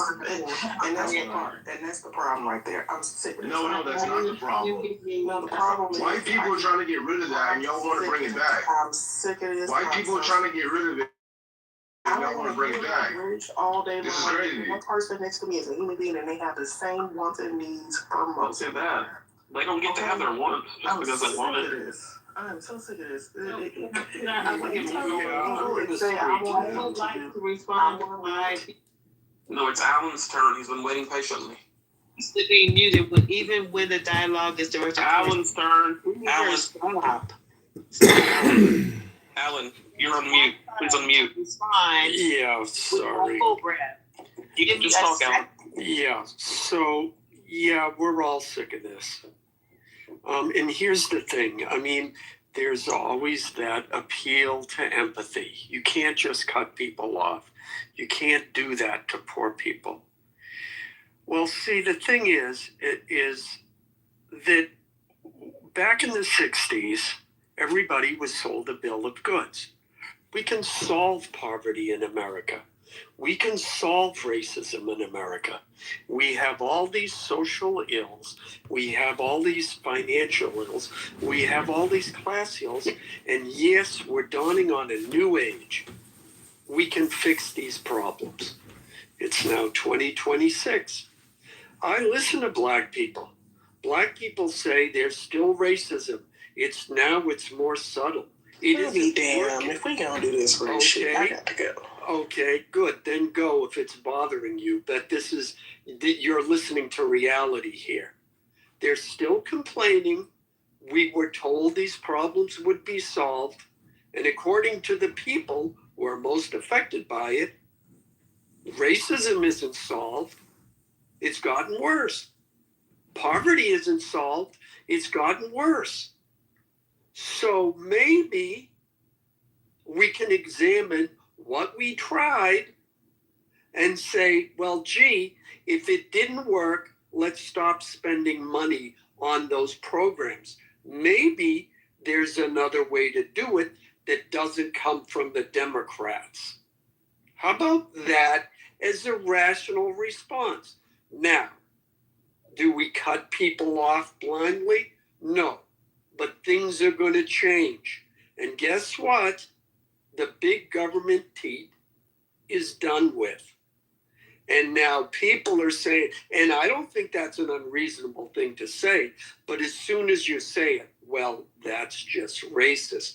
It's going to disproportionately affect black people, even though in the same argument you'll hear, well, this, more white people benefit from the poverty programs and from DEI and everything else. But you talk about cutting them, and it's racist. That's racist. That's racist. And as white people, we're all supposed to peel back and stop sipping from our mint juleps and say, oh my God, we can't be called a racist. That's the worst thing in the world. And then that's supposed to immobilize us and not do anything. Well, it's not happening anymore. Those triggers to make white people fall into line aren't working anymore, except with rich liberal white women and the white people who get paid in these nationwide protests. And that's where we're at. And Trump is doing that. All of the USAID programs, they got cut. Because you know what? I didn't know Trump had time to do all that. The president ain't got time to do that. Yeah, I know. They got time to do that. You pull the Band-Aid They got off. time to monitor who is getting hired and fired. Bro, this ain't no business. This is politics. You got international affairs. You got all kind of stuff. I have never seen the CEO and I wasn't of any company go down a roster like, I know about this position. Yeah. We don't need 3 people. Or how many lower income white people have been abusing the system that are also getting affected by this cut? Well, like the two black we're wasting $20 on that. Bob gets resort to mail. Not Bob's job. Reach shouldn't even come into play. Well, I'm not here to appease a black woman's tiredness. Let Alan finish. We're tired of black women jumping up on the stage at Bernie Sanders' political speech and co-opting his. Honey, Bernie Sanders he is dead. Yeah. What are you talking about? Shut your fucking mouth. 80 years old. That's what they need to do. What are you talking about? Shut up. Yeah. What? He's what? He didn't run for He's I not elected. don't even know why this is a race issue when we are talking about a class issue being the bigger and the greater effect and impact. I am. I told you to shut your mouth. Now you're down in the section. Yeah, Crystal, it is. You know what? It is. And why we brought it up, and I want to respond to it. Classism is a thing, and I don't finish, Monty. Hold on, Alec, can you just wrap it up? Come on. Yeah, it is a class issue. The difference is white people disparage lower class whites, and they're not trying to appease them. Okay, black people, they're terrified of the lower class blacks. They're terrified they might be called white. So you see them constantly, I can't be called a sellout. I can't be called any word that's associated with white. And it immobilizes the entire class and that entire group. I mean, how many black rooms have you been in where there's a black conservative speaking and he's called, a raccoon? He's called you don't even have a clue what that means. It's hilarious. Yeah, I know You don't know what exactly that what it means. means. You don't. Shia. The You know way what you it just is? explained it, Shia, you know the what way it you is? just explained it is hilarious to us. Yeah, it is No, hilarious. it doesn't. It's not what we're Because, saying. Shia, here's the It's thing. not what we're saying when we Here's make the those thing. comments to each other. Okay, you interjected, now you stop talking. Because here's the thing. When I grew up, that word, they didn't use the N word. They used that word. It means the same thing. And guess what? It's the white man's word. Both of those are white man's words. And every time a black person uses those words, a racist KKK member gets his wings in heaven. Okay? And they're all laughing at you. So yeah, use the white man's word and say, oh, we own it. You don't own it. White people invented it, they own it, and you're using it like you just used it tonight, and everybody thinks you're a fool for using it. The rest of the world, you know, who was it? I'll end with this. Charleston White made a good point. The rest of the world sees black people in rap music saying the N-word all the time. They know what it means, and they think they are fools. You're doing this to yourself. Don't blame white people, and you've done it to yourselves. And now the money's getting cut off. Too bad. Boo. All right, he landed.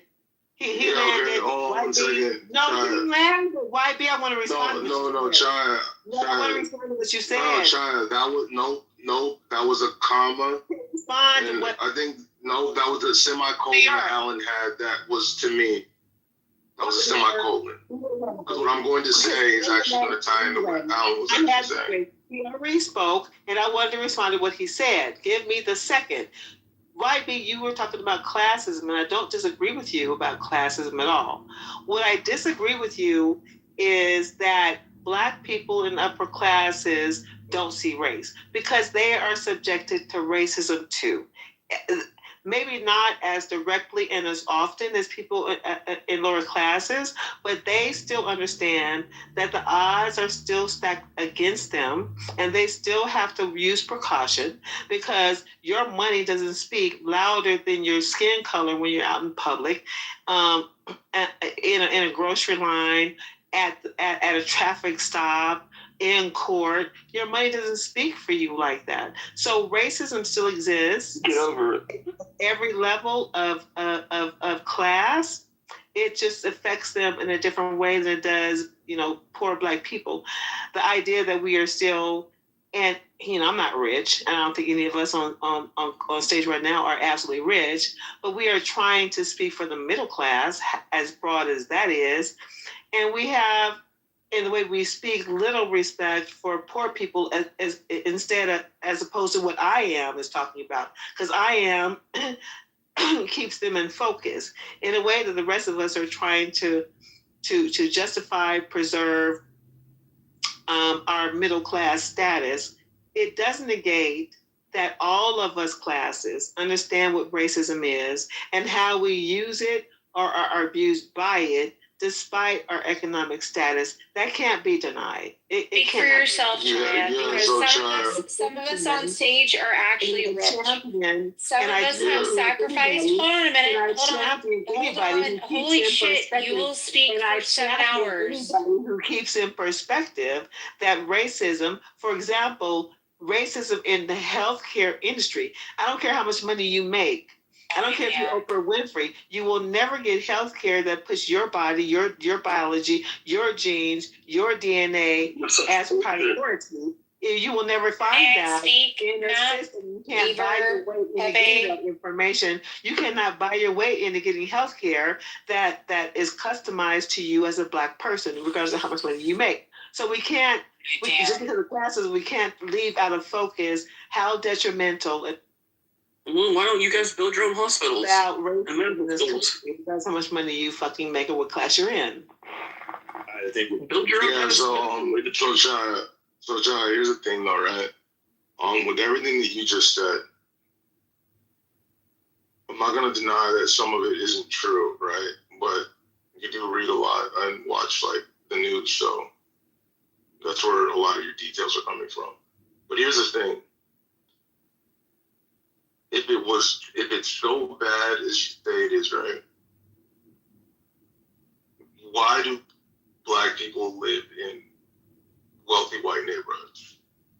God damn it! Are you? No, I'm just curious. So, Chad, question: Do you live in like a predominantly just what type of neighborhood did you grow up in? Living like as a child? Was it more? Clearly grew up in a white neighborhood. I can tell you. Yeah, I grew. I already took the stage. YB, you probably weren't in here. Oh, I can tell. She never actually lived in a predominantly black city. I mean, okay. Let Joe tell it. Let Joe. No, so Chad, basically all your neighbors, most of your neighbors. Answer it. So Chad, most of your neighbors were white, right? Mute me while I try to answer the question. I'm trying to ask a question. Most of your neighbors were white, correct? But I know the dynamics of this room. Joe's going to interrupt. Chris is going to interrupt. And Beaver's going to mute me. All right, just move forward. I'm talking to you, okay? It's me. You grew up mostly around white people, right? I had a it's a yes or no question. Go to hell, Beaver. They're muting me. I'm not doing that to you on purpose. I'm trying to respect your question. I'm trying to respect your question. Don't claim up. I did not grow up in a predominantly white neighborhood. I grew up in a very mixed and oftentimes very black neighborhood. I've been in mostly white schools, which is different than growing up in white neighborhoods. Okay. All right. Well, I was in mostly white schools, but all my neighbors were like white. Majority of them, like probably 99.9%. So that's a little bit different. But appreciate that perspective. Typically, it's not respected, but I respect it. Yeah, I know it's not respected because it goes against the status quo of what everybody else thinks. I know it. Yeah, well. So I'm sorry. One. I got that, but usually I'm kind of sorry for those people at times, realistically, because I couldn't imagine 50 years from now having this same exact conversation when you could have actually changed it, right? But when was the last time that you were stopped by a cop and you were yanked out of your car? I'm sick of this. I think it's 2000. You asking me who I am or YB or I am? Are you asking me YB? Yeah. Okay, so in 2012, in Georgia, I got in the South. Yeah, that doesn't count. Were you in a small town? No, I was in Atlanta. In Atlanta. Yeah. Okay. What did they say you did? What did they say you did? He said that I went through this traffic cop, right? The light was out. And I went through the intersection after having eye contact with him and him waving me through the intersection.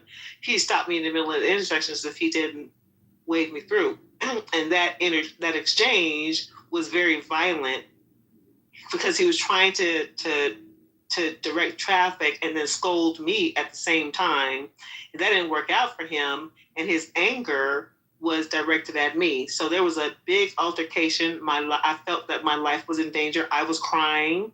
I was 3 blocks away from my home, coming from a commute from work, like the rest of us were. So that was my altercation I left the area shortly after that, but it was a scary moment for me. I didn't do anything wrong. He just, got confused because he was overwhelmed with what he was doing. And I got caught in his crosshairs. So I was the victim. And so that was my interaction. I don't think it was racially motivated. I think it was incompetency motivated on his part. And I was just the way he escaped his own fallacy. If that answers your question.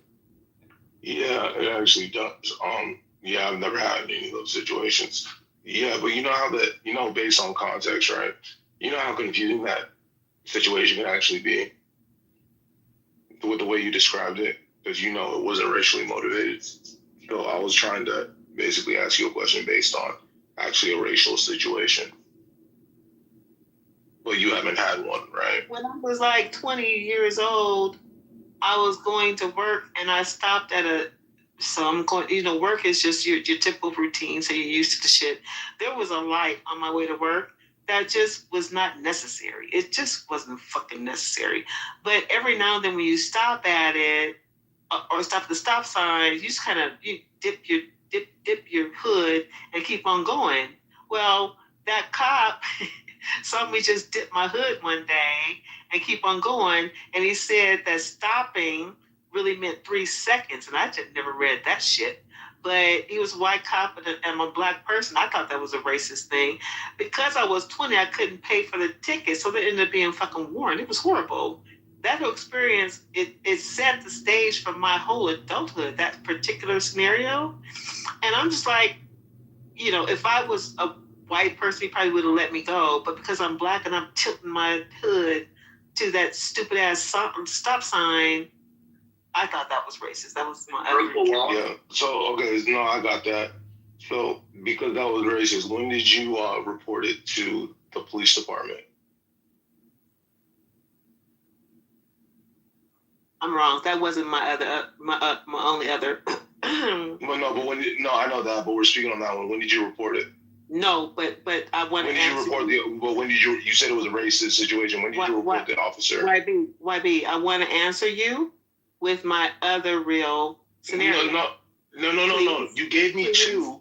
No, I know that, but listen. You can't pick and choose. You can't pick and choose when I literally just say, when did you report it to the police? But YB, I heard you. I didn't. To answer your question, but I want to give you a third scenario. Okay, so the second one wasn't racist either. Okay, next one. So the third one I will give you. I was trying to visit my daughter one day, and I'm making a right-hand turn. And if you guys know a right-hand turn, sometimes the right-hand turn is a dedicated right-hand turn. But the dedicated right-hand turn, which is separated by an island, the dedicated right-hand turn also sometimes has a yield sign, which means after you make the turn, you don't have your dedicated lane. You know what I'm talking about. You still have to yield, to oncoming traffic. I'm in that lane. I'm in that lane where the yield sign is still there, even though I have a dedicated right turning lane. So as I get to that, I approach that intersection, I have to yield because cars are coming. So I stop. The car behind me slams into the back of me. I don't know what kind of car it is. My phone got ejected away from me. All kind of shit was happening in my car. So I thought my car was indented in the back, or I had whiplash and I didn't know it. So I meandered, to a park and called 911. The fire department was across the street from this incident, so they showed up first. And when they showed up, they was like, "What's the incident?" Because my car wasn't damaged and like it was damaged. I didn't seem like I was bloody or nothing. The car behind me wasn't bloody or nothing. So the police department was looking at me like, "What the hell was the incident?" When the police showed up, the police didn't come.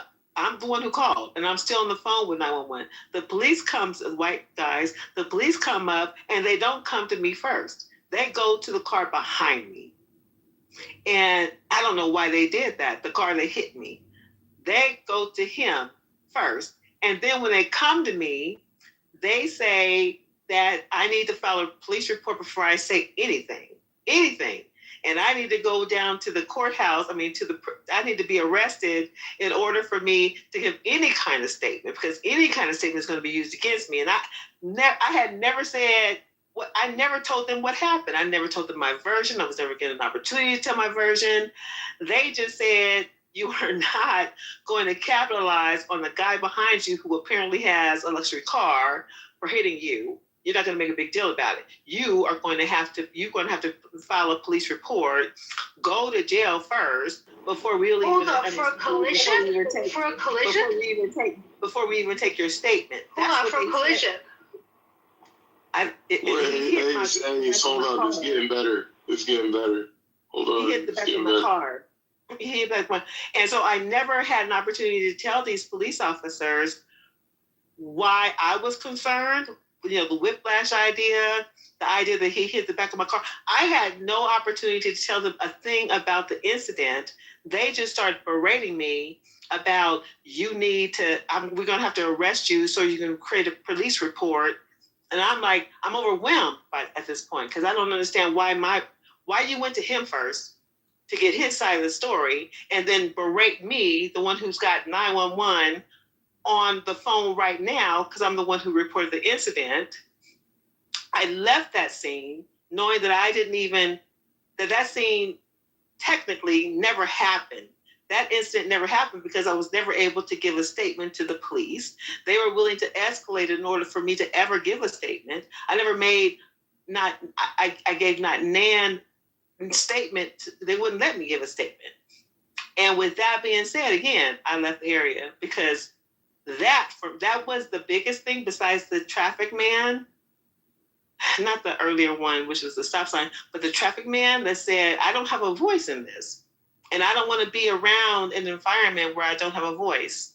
And I think, the bigger story is that forcing yourself into a community that doesn't want you, there's consequences there.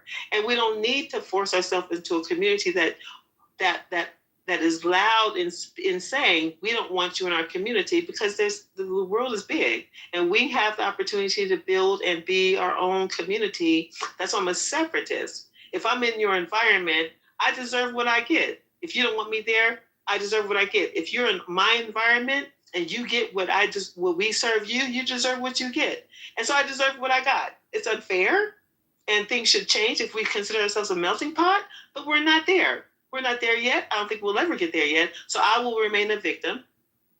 So, Chad, here's my question to you. When did you report that? So since the police were being racist, when did you report that to the police department and their superiors? I didn't. I do not believe. Oh, you didn't. So that wasn't racist either. So Ace, let me just say this real quick. Chad, here's the one thing that you have to realize, right? When they pulled up to you in the other situation, they went after the person first to see what they did because they hit your car, right? They hit you. Okay? That's one. Secondly, they weren't going to take you to jail after a car hit you. You would have to go down to the police station to complete a full-on report of this accident. Secondly, you didn't even reach out to your insurance company. That's the other thing. And you just left the scene. This person hit your car and then you didn't call your insurance company.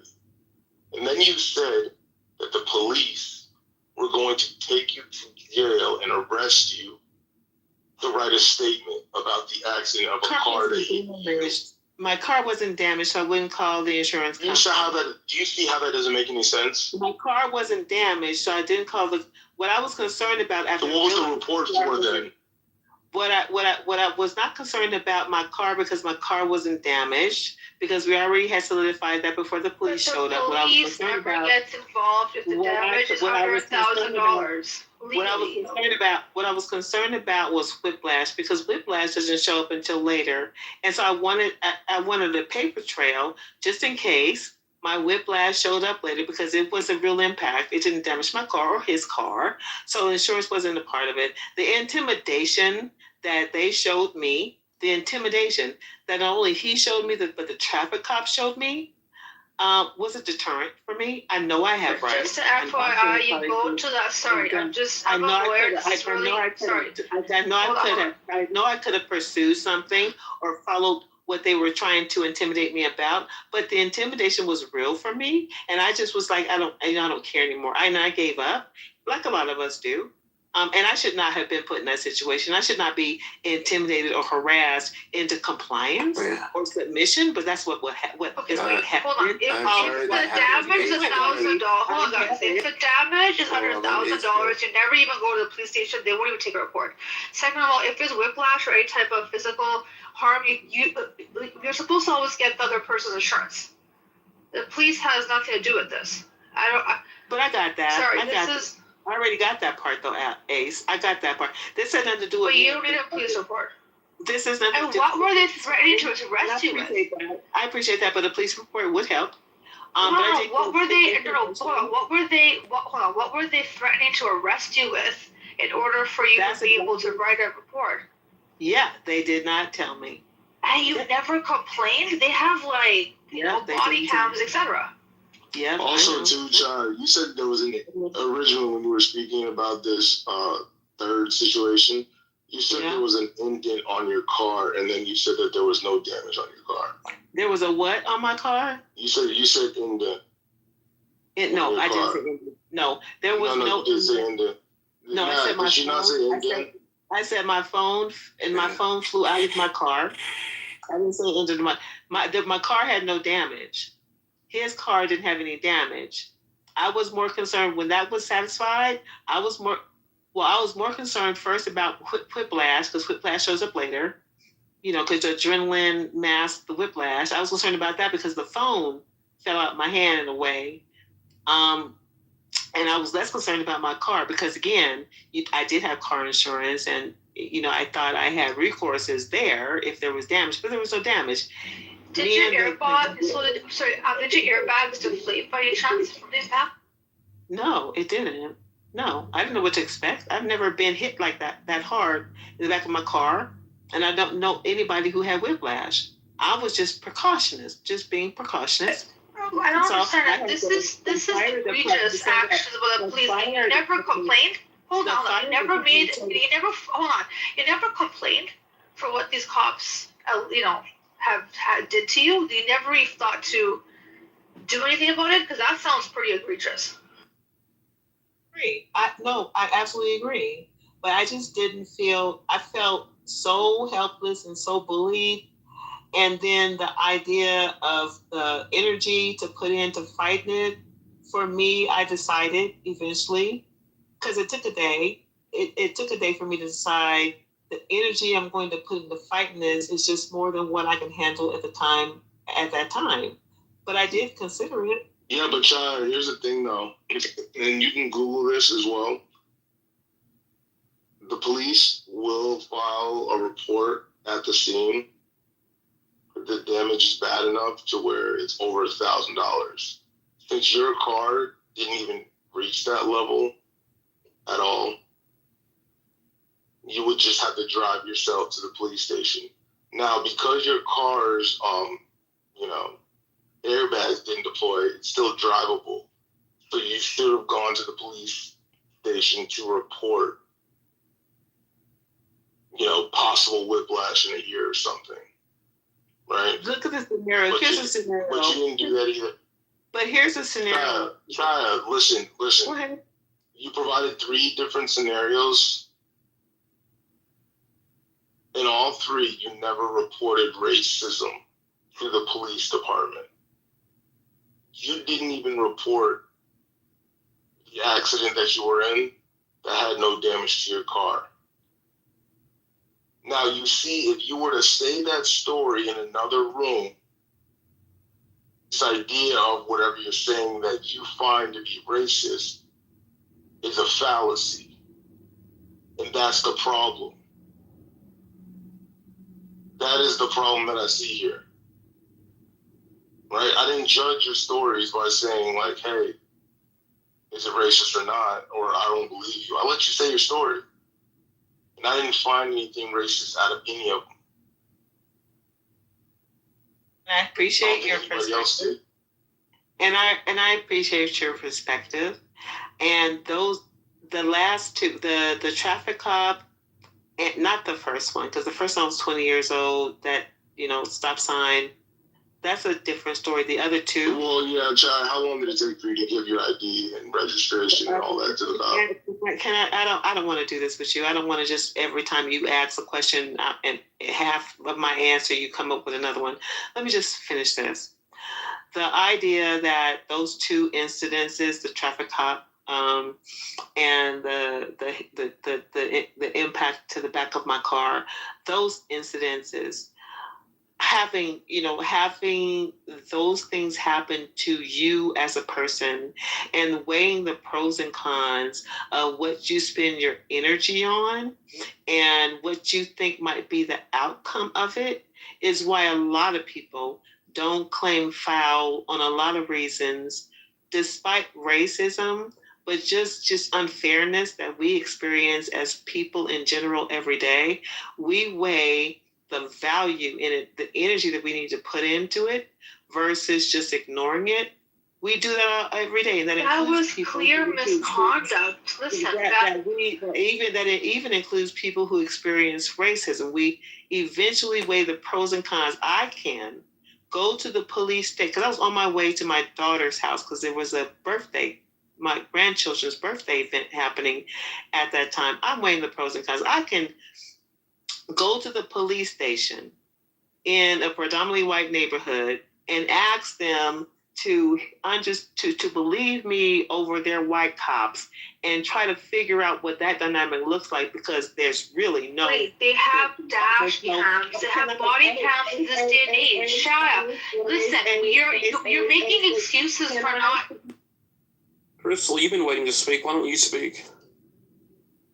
To the police station instead of my friend. Check telegram. To fight that battle is what I weighed.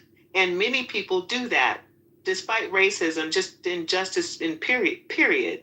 They weigh those things just like I did. And what I decided to do was continue on with my life, because this isn't big enough for me to cause a chaos. I don't have whiplash. That showed up, months later, that I didn't have whiplash. And my car was not immediately impacted. So the energy that I was spending that was less important than what I was trying to accomplish that day. Although I appreciate that, where racism exists or injustice exists, you should stand up for it. But, in real life, you have to weigh the pros and cons. Is it worth it? Is it worth me spending the money for it? And oftentimes it's not, which is why oftentimes the system wins.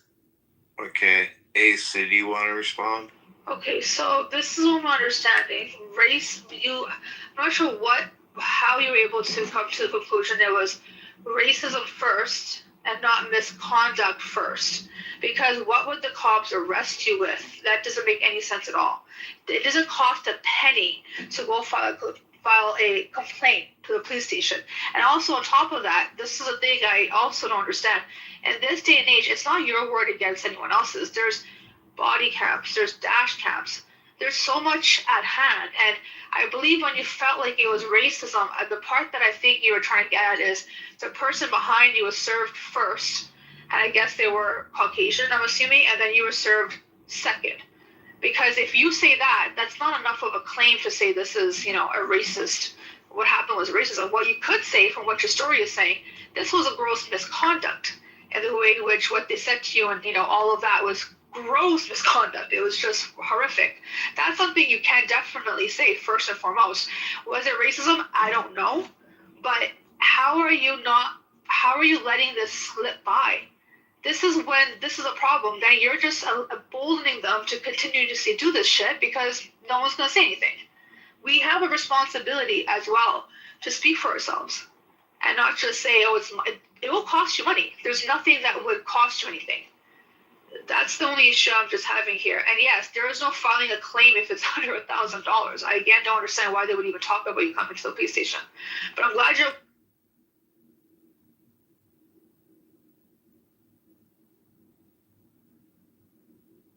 I ran through all of those things when he was talking to me, when those two white police officers were talking to me after they got the story from the rich white guy behind me, because the car behind me was a very expensive car. And they said to me, you're not going to capitalize on that expensive car, is what they said to me.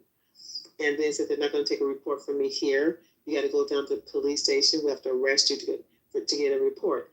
I don't know. I'm not in the position in that moment to be like, if I did speak up for myself, I'd probably be shot and killed. And then after I'm shot and killed, you will come off mic and say, well, she should just did whatever No, they I'm said. saying at the police station after the fact. And that's not realistic because that's a contradiction. Because you Were talk, you No, I'm rude? saying Did you at have the police attitude? station.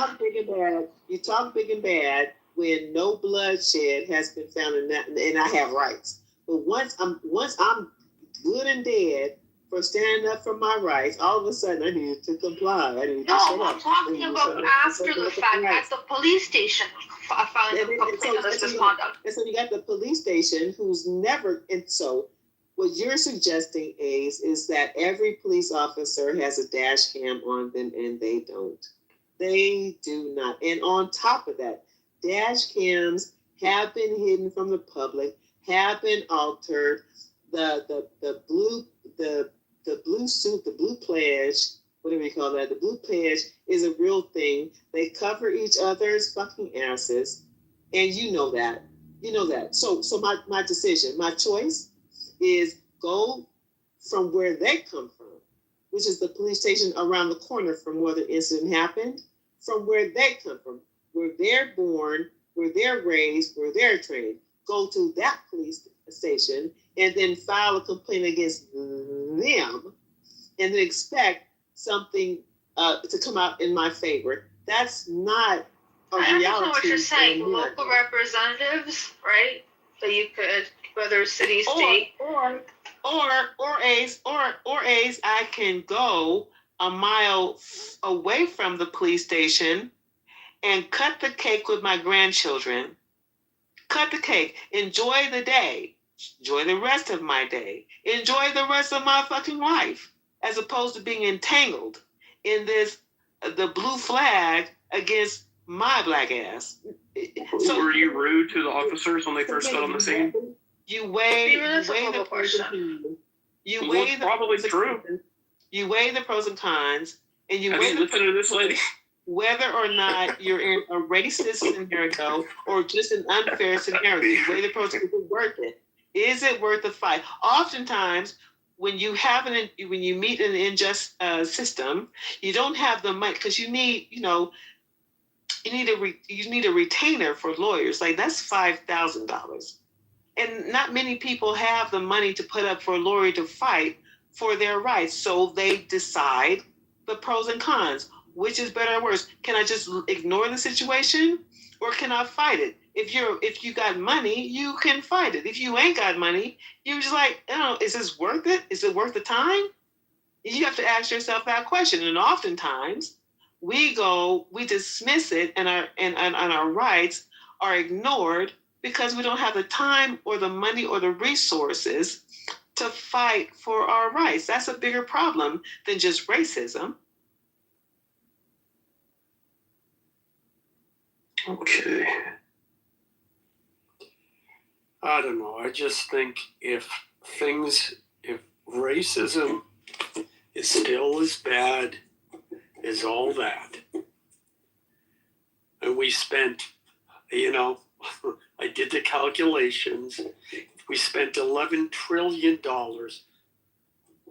That's just one portion of the war on poverty, the war on all of these social programs that were spent.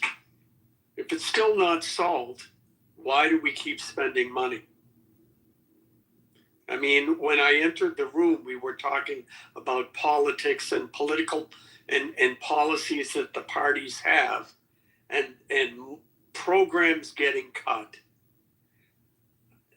If you're trying to fix a problem, if what you're doing isn't working and that particular thing costs money, you stop spending money on it. Now, conversely, if you argue, well, yes, we have solved racism, good, then we don't need to spend the money. I mean, there's other things we can spend money on, or we can stop spending the money considering we got a whole bunch of debt. I mean, all of these arguments come down to money. And right now we have a political party, namely the Democrats, who have promised various protected minority groups a hell of a lot of money. And it's very clear. Vote for us, you get money. These policies will stay in place. Don't vote for us. Vote for the other guys. You're going to lose your money. So you better vote for us. They're being bought off. That's all. And guess who's paying it for it? Not the people who are getting the money. Everybody else. Alex, do you think how about we find a way so everybody's contributing and there's only a small portion of people who have to live off of social programs? Wouldn't that be better? Ideally? Seems to me. But I don't know. Do I have the solutions? No. I know it isn't what we've been doing. And that's precisely what's been going on the last 20 years is people arguing over the fact that, well, we want to keep spending the money and the other party doesn't. Am I seeing things incorrectly? Argue the money part of it. Follow the dollars. Okay, because I can be nice to you. I can say, oh, here, let me help you across the street. You're having trouble. You don't walk well. You don't want to do that. Be a good neighbor. The moment you don't want to follow the money. Yeah. You don't want to do. You don't want to get I do. Yeah. Well, I don't know why you say don't. I do. You don't. So how why much not? Do we and spend make on the it quick. Industrial complex. How much do we spend on the military-industrial complex and war? I don't care. The military keeps exactly. us. You don't care. I don't care. The military keeps us. Because the military provides a service that we all understand. Yeah, you don't want to have the conversation. No, because the military, okay, we give the military money, they pay soldiers, they build bombs, they build aircraft, and those things blow shit up. It's a very simple equation.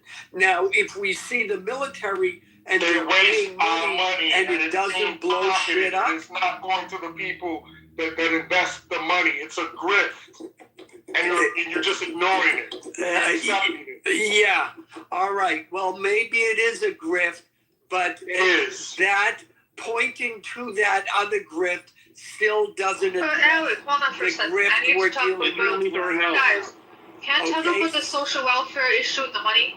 So you make it seem like these social welfare programs are made to only benefit, I guess, minority groups. That's not true at all. And if you want to talk about following the money, hold on. I'll put the stats in the chat in a second. It's actually the blue states that pay the most amount of. Let me finish, please. It's the blue states that pay the most amount of federal taxes, and they pay for the red states social programs. And the red states, I don't. You made it seem like it's a minority thing. But it is. Where do most black people live? Yeah, in red state. And hold on for a second. Yeah. What do you mean red states? Black people live in red states? Mostly, yes. Yes. And you know what?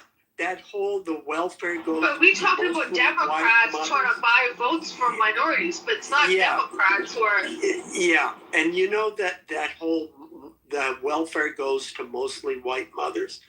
Yeah, when you look at the children of those white mothers, it's mixed race. It's still black people. Okay? And yeah, I'm sorry, Lawang. You want to address the corruption in the military complex? Great. We can do that. That's not the subject. But wait, hold on. If those white women had white children, it's fine because they have mixed children. Yeah, okay. Yeah. That's Alan. I don't care. Okay? Whether it's white women, but and here's the other thing, Ace.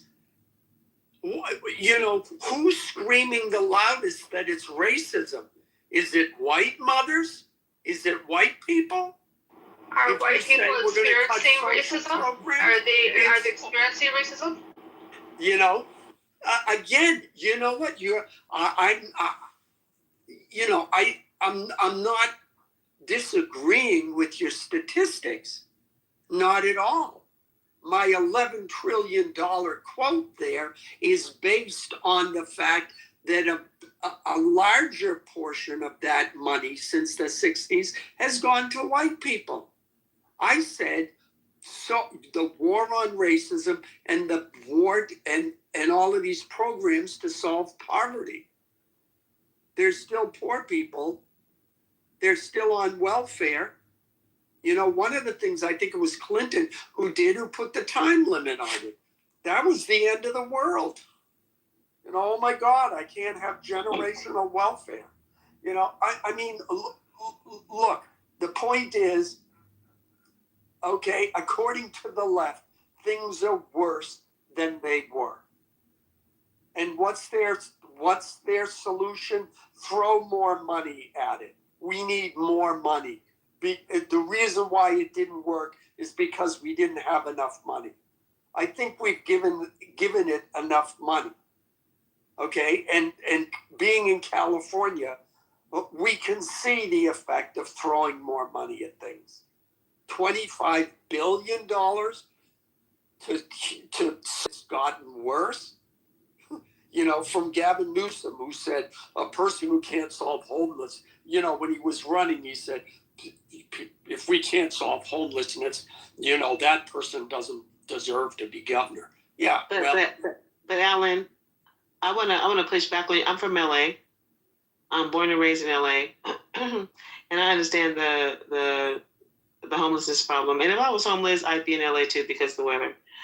But we have to acknowledge that a lot of those homeless people, especially, you know, some of those who have mental health issues, have tried to go the right way and get help from the system that suggests that it offers help.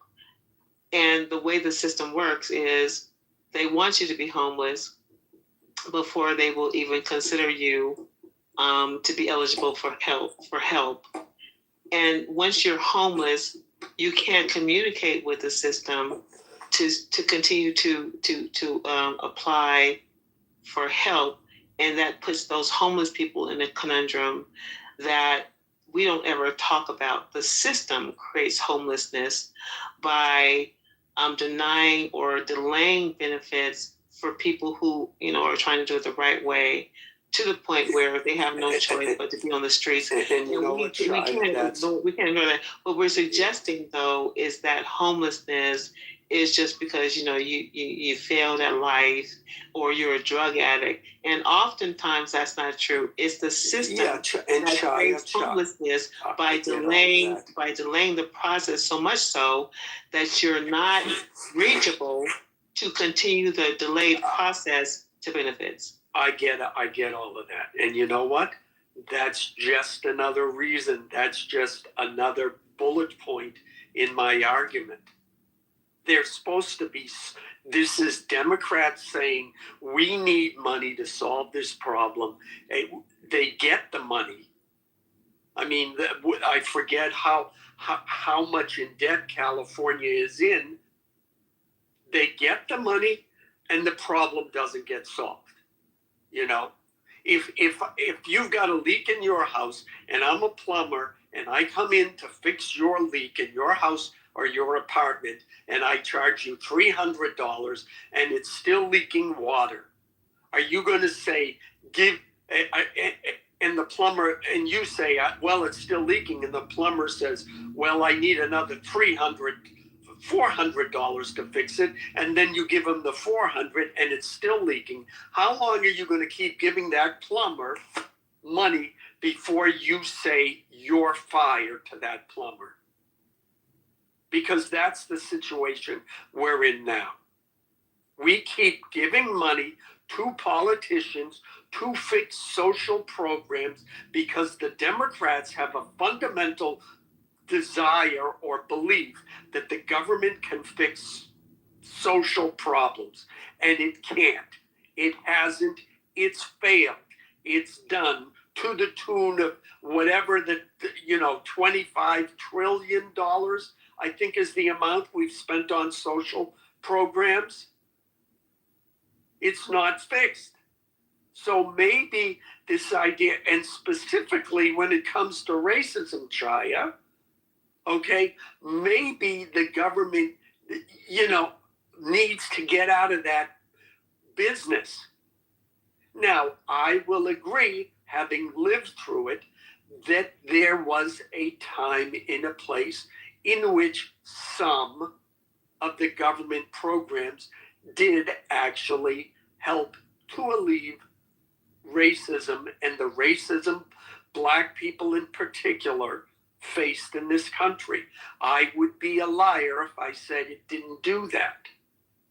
However, there is a time and a place for everything. And I think when you get to the fact that when polled, people said in 2008, only 5% of the voting populace said that race was an issue in the election of Barack Obama.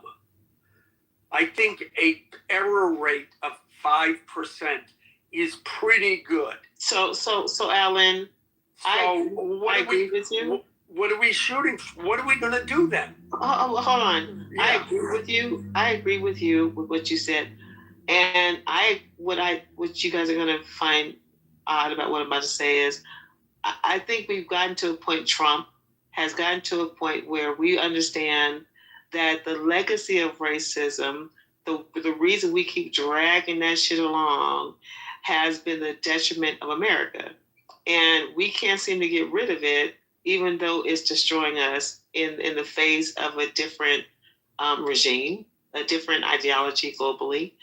We still hold on to it for unknown fucking reasons, a legacy reason only, not for any true fucking merit. Not that it had merit to begin with, but we're hanging on to it in 2026, the detriment of America. Let me. And so with that being said, America? With that being said, how is the legacy because we're fighting the economy is good. The economy. No, because you're going to keep going. But you have to define what you're saying. How is the legacy of racism destroying America? The only thing I see destroying America is the left rioting and interfering with the lawful actions of the government right now. And interfering, creating conditions where, people riot and then businesses lose money and people lose confidence in a particular area. That's the only problem I see. Okay? The legacy of racism is destroying America. That's a blanket statement. You need to expand your horizon, man. Well, I mean, you can expand your horizon. So, if a people divided could never, conquer or gain anything, and we are people divided, and we are people divided on race. If we were a united America, and we work together, we would be a unified force. We're not, because we're fighting amongst ourselves. We'd be a unified force against the current powers that are rising up in our global economy. Okay, Chai. And so why?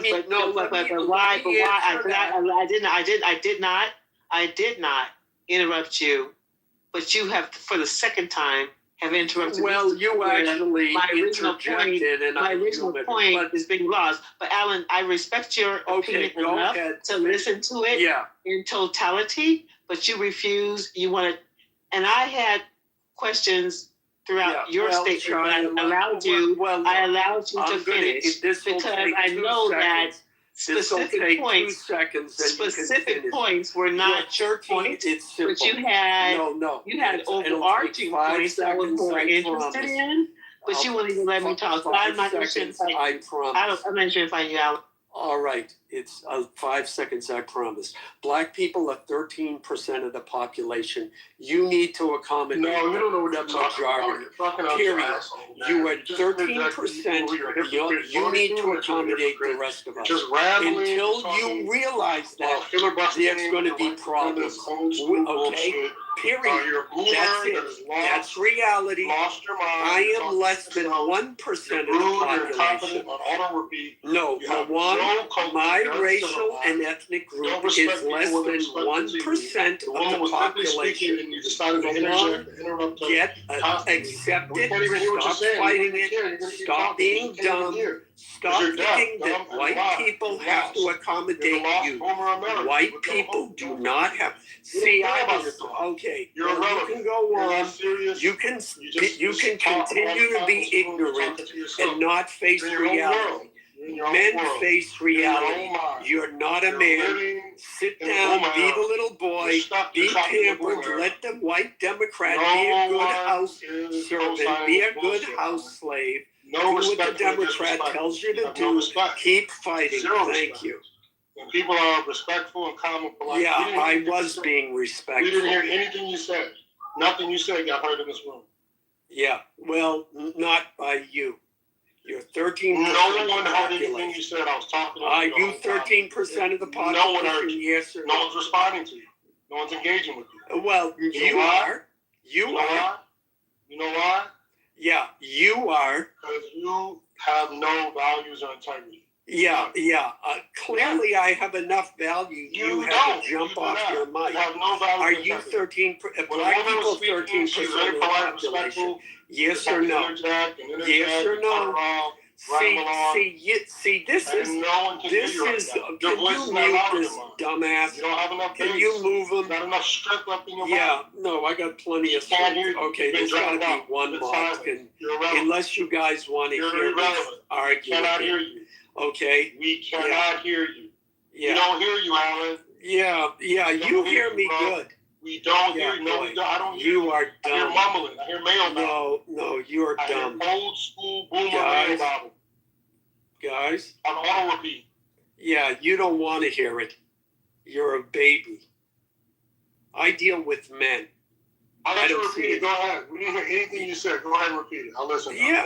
Yeah, you're going to keep over talking me like the two dumb black women. You did to me. Yeah, now, are you 13% of the population? I'm less than 1% of the population. Okay, I don't have a choice. I understand that there's a majority that rules this country. You're a loser. What am I losing? Loser. You have the victim. I'm the 1%. Oh my God. Yeah. How have I lost? Choice. You're always crying and complaining. What am I complaining about? Social services geared towards I'm racism. not complaining. You are. You're whining. The left. It's because the left destroyed America. Yeah. I'm not going to let black people speak. No, we're having a discussion about how the government should spend money. I'm not a victim of racism. We're having a discussion about how the government should spend money. You don't know how to have a discussion, brother. That's not a discussion. I have plenty of discussions. Yeah, with yourself. What's my what? With yourself. One-sided conversations with yourself. No, I don't know who else is listening in the room. No. Clearly, you were listening enough to interject. Okay, you can keep talking. Like I said, I had a 5-second point. That's 13% of the population. All right. The first time. And the argument is, whose perspective on America should we accept? We've been listening to black people for a long time, haven't we? Okay, we've had the conversation. Now we're done. We heard you. We're moving on.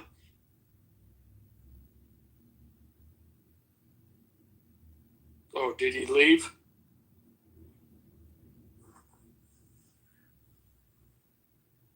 Anyways, Chaya, I made my point.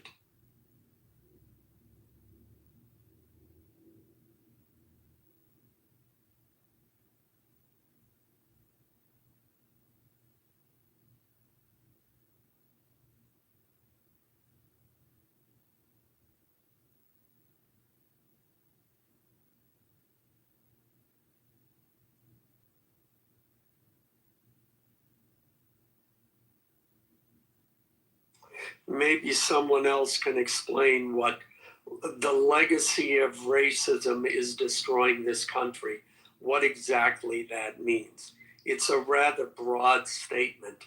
By what metric are we deciding that this country is being destroyed?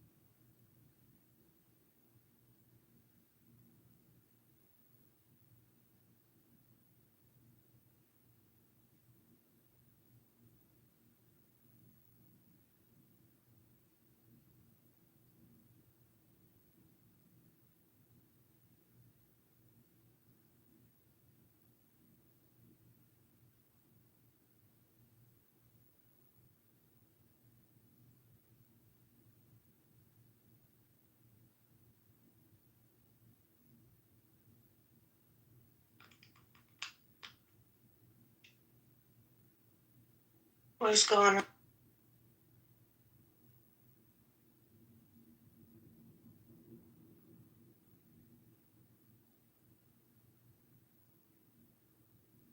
All of these people are sleeping.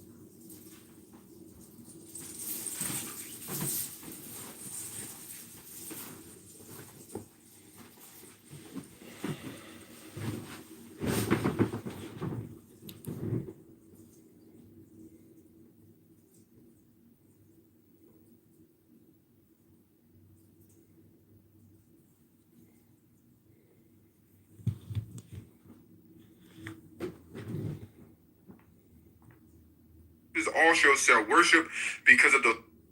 Man, I put my competitors out of business, dude. I put them in bankrupt. I'm serious. I go into a neighborhood. I have two competitors. We understand. Driven, and before you know it, they unfortunately have to sell their home. They have 2 kids and all this stuff. But business is business. Sell their kids. Yeah, we know how you are, but I'm not trying to it's do my business.